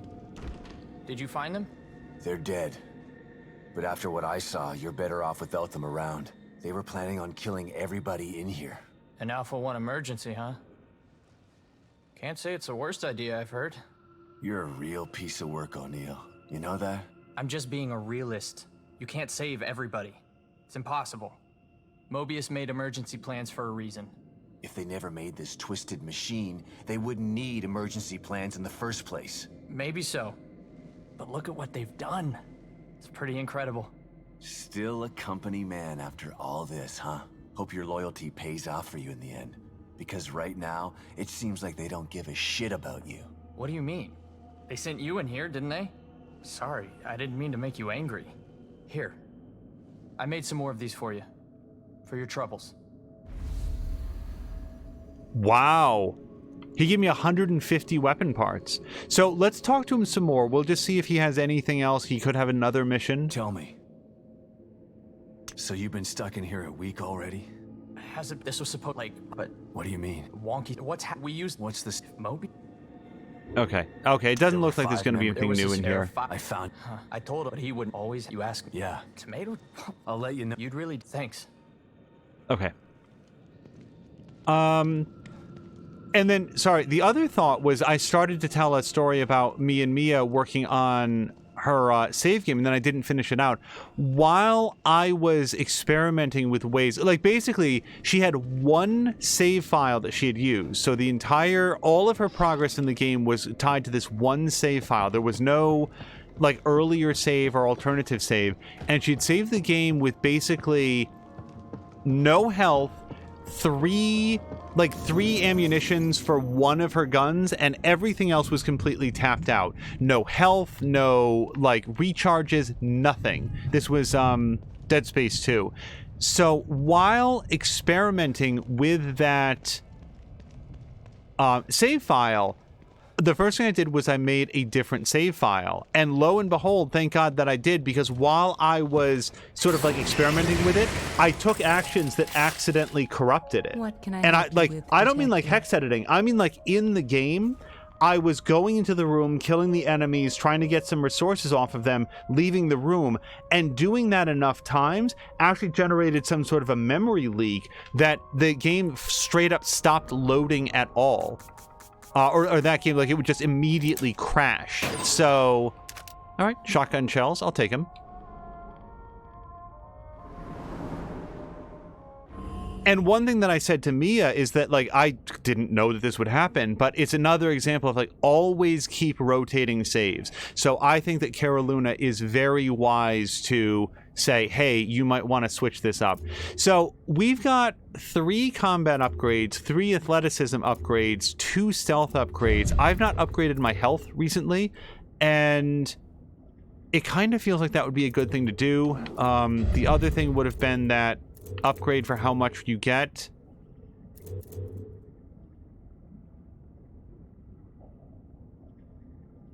It's 4,000. Upgrading this here is 3,000. Gives you an extra 25% health. Yeah, let's just do that. It's a safe, sensible upgrade. The next upgrade that I could do If an attack would have just barely done enough damage to kill you, you grit your teeth and bear it, remaining alive with a small amount of health. That sounds like a good one to have. And then what was this one down here? That's total health recovered from regenerating, which is another really good one. All right. And then I don't imagine there's going to be anything for 2500 that's super important. Nope.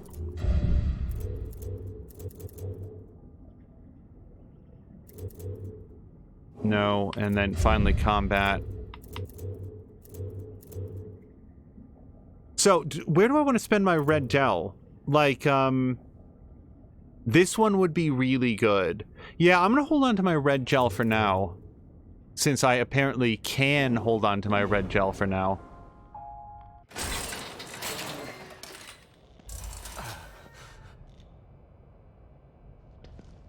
Alright, let's, he gave me 150 weapon parts, which is pretty big.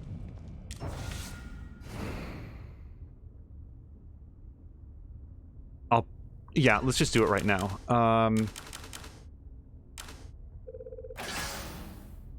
That's a good amount of bullets. I'm actually not going to use it because I know for a fact that there's a medical syringe in the other safe house that I couldn't pick up because I was full. So I'm not going to make this, even though I've got 22 herbs that I could go with. Yeah, no, that's enough crafting. Now, for weapon upgrades, this is where my weapon parts go.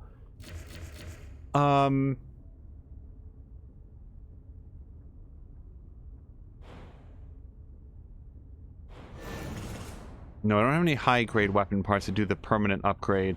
I've been eyeing this shock bolt upgrade for a good long time, but 220 parts. Is there something specific that I wanted to get up? Oh, you know what? The smoke bolts. I mean, this isn't enough to get all the way up, but would that be 200? Yeah, actually, it's not enough to get very much beyond this. This is a good increase for the amount of smoke duration, though. From 5 to 7. 7 seconds doesn't sound like a long time, but it's a significant upgrade from the 5. It's just, what's better for you, stealth or different ways to get guys dead? Increased firepower for more damage. It's 200. The handgun is the thing that I have the most, yeah. The most weapons for, the most parts for. All weapons in the same category, so that does include the gun that has the laser sight. Alright. Good beans.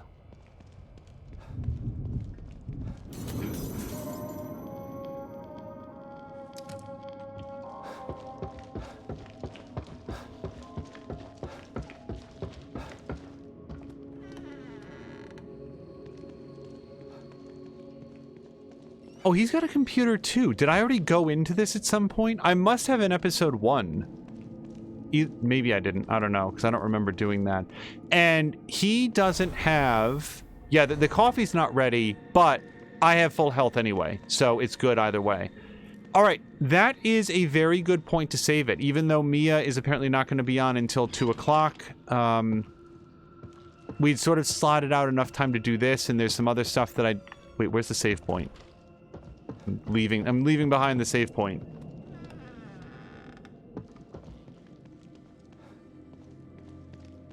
Alright, we're gonna hit this. And we're gonna do what Caroluna said, is, new slot. Yeah, I think he makes a really good point. If one ever got corrupted, like I said, when I was, you know, when Mia and I were playing around with her save, that would have been catastrophic if she had to restart the entire...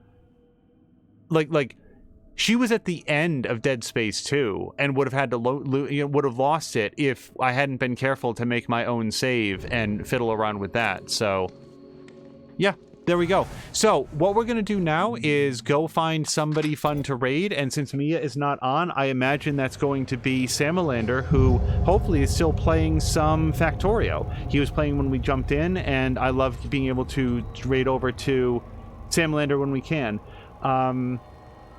Dueler says they forgot the end to their hangars. That's probably in comment to something that I said earlier and have now gone too far past it. Blah blah blah says, I like to live dangerously. I usually trust the autosave and do not manual save at all.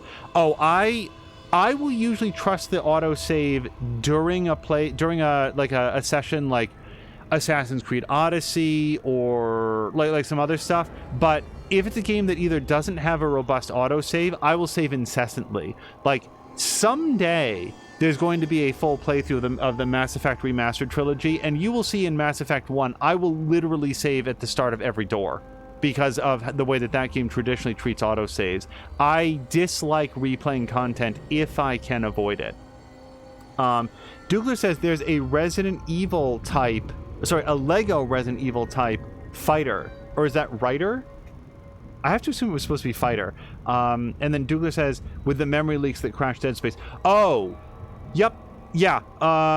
Yeah, specifically what was happening is that, like, I'd go into a room, I'd take a few shots, there would still be enemies in the room, and then I would leave the room and go back in. And I think that over time, the number of enemy corpses or, like, bits of detritus and stuff that was being generated was more than the memory could handle. So I'd go in and it would just immediately crash the game. Memory writer.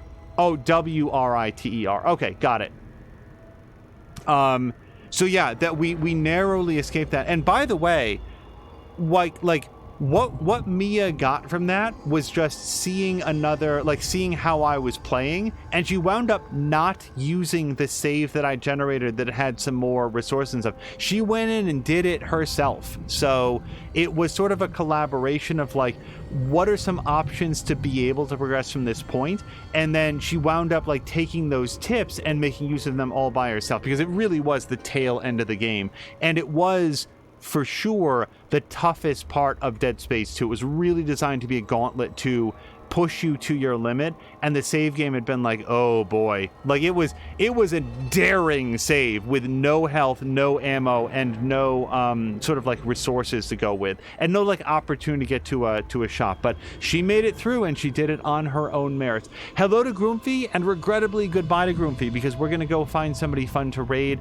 You guys, this was very, very fun, and like I said, streaming sort of, it's important. It's important to note that it is one of the best relaxation and sort of like reset options available. So I really appreciate it, and we're gonna go find somebody fun to raid, probably Sam Lander. And until next time, you guys, thank you so much, and I hope you have a great night.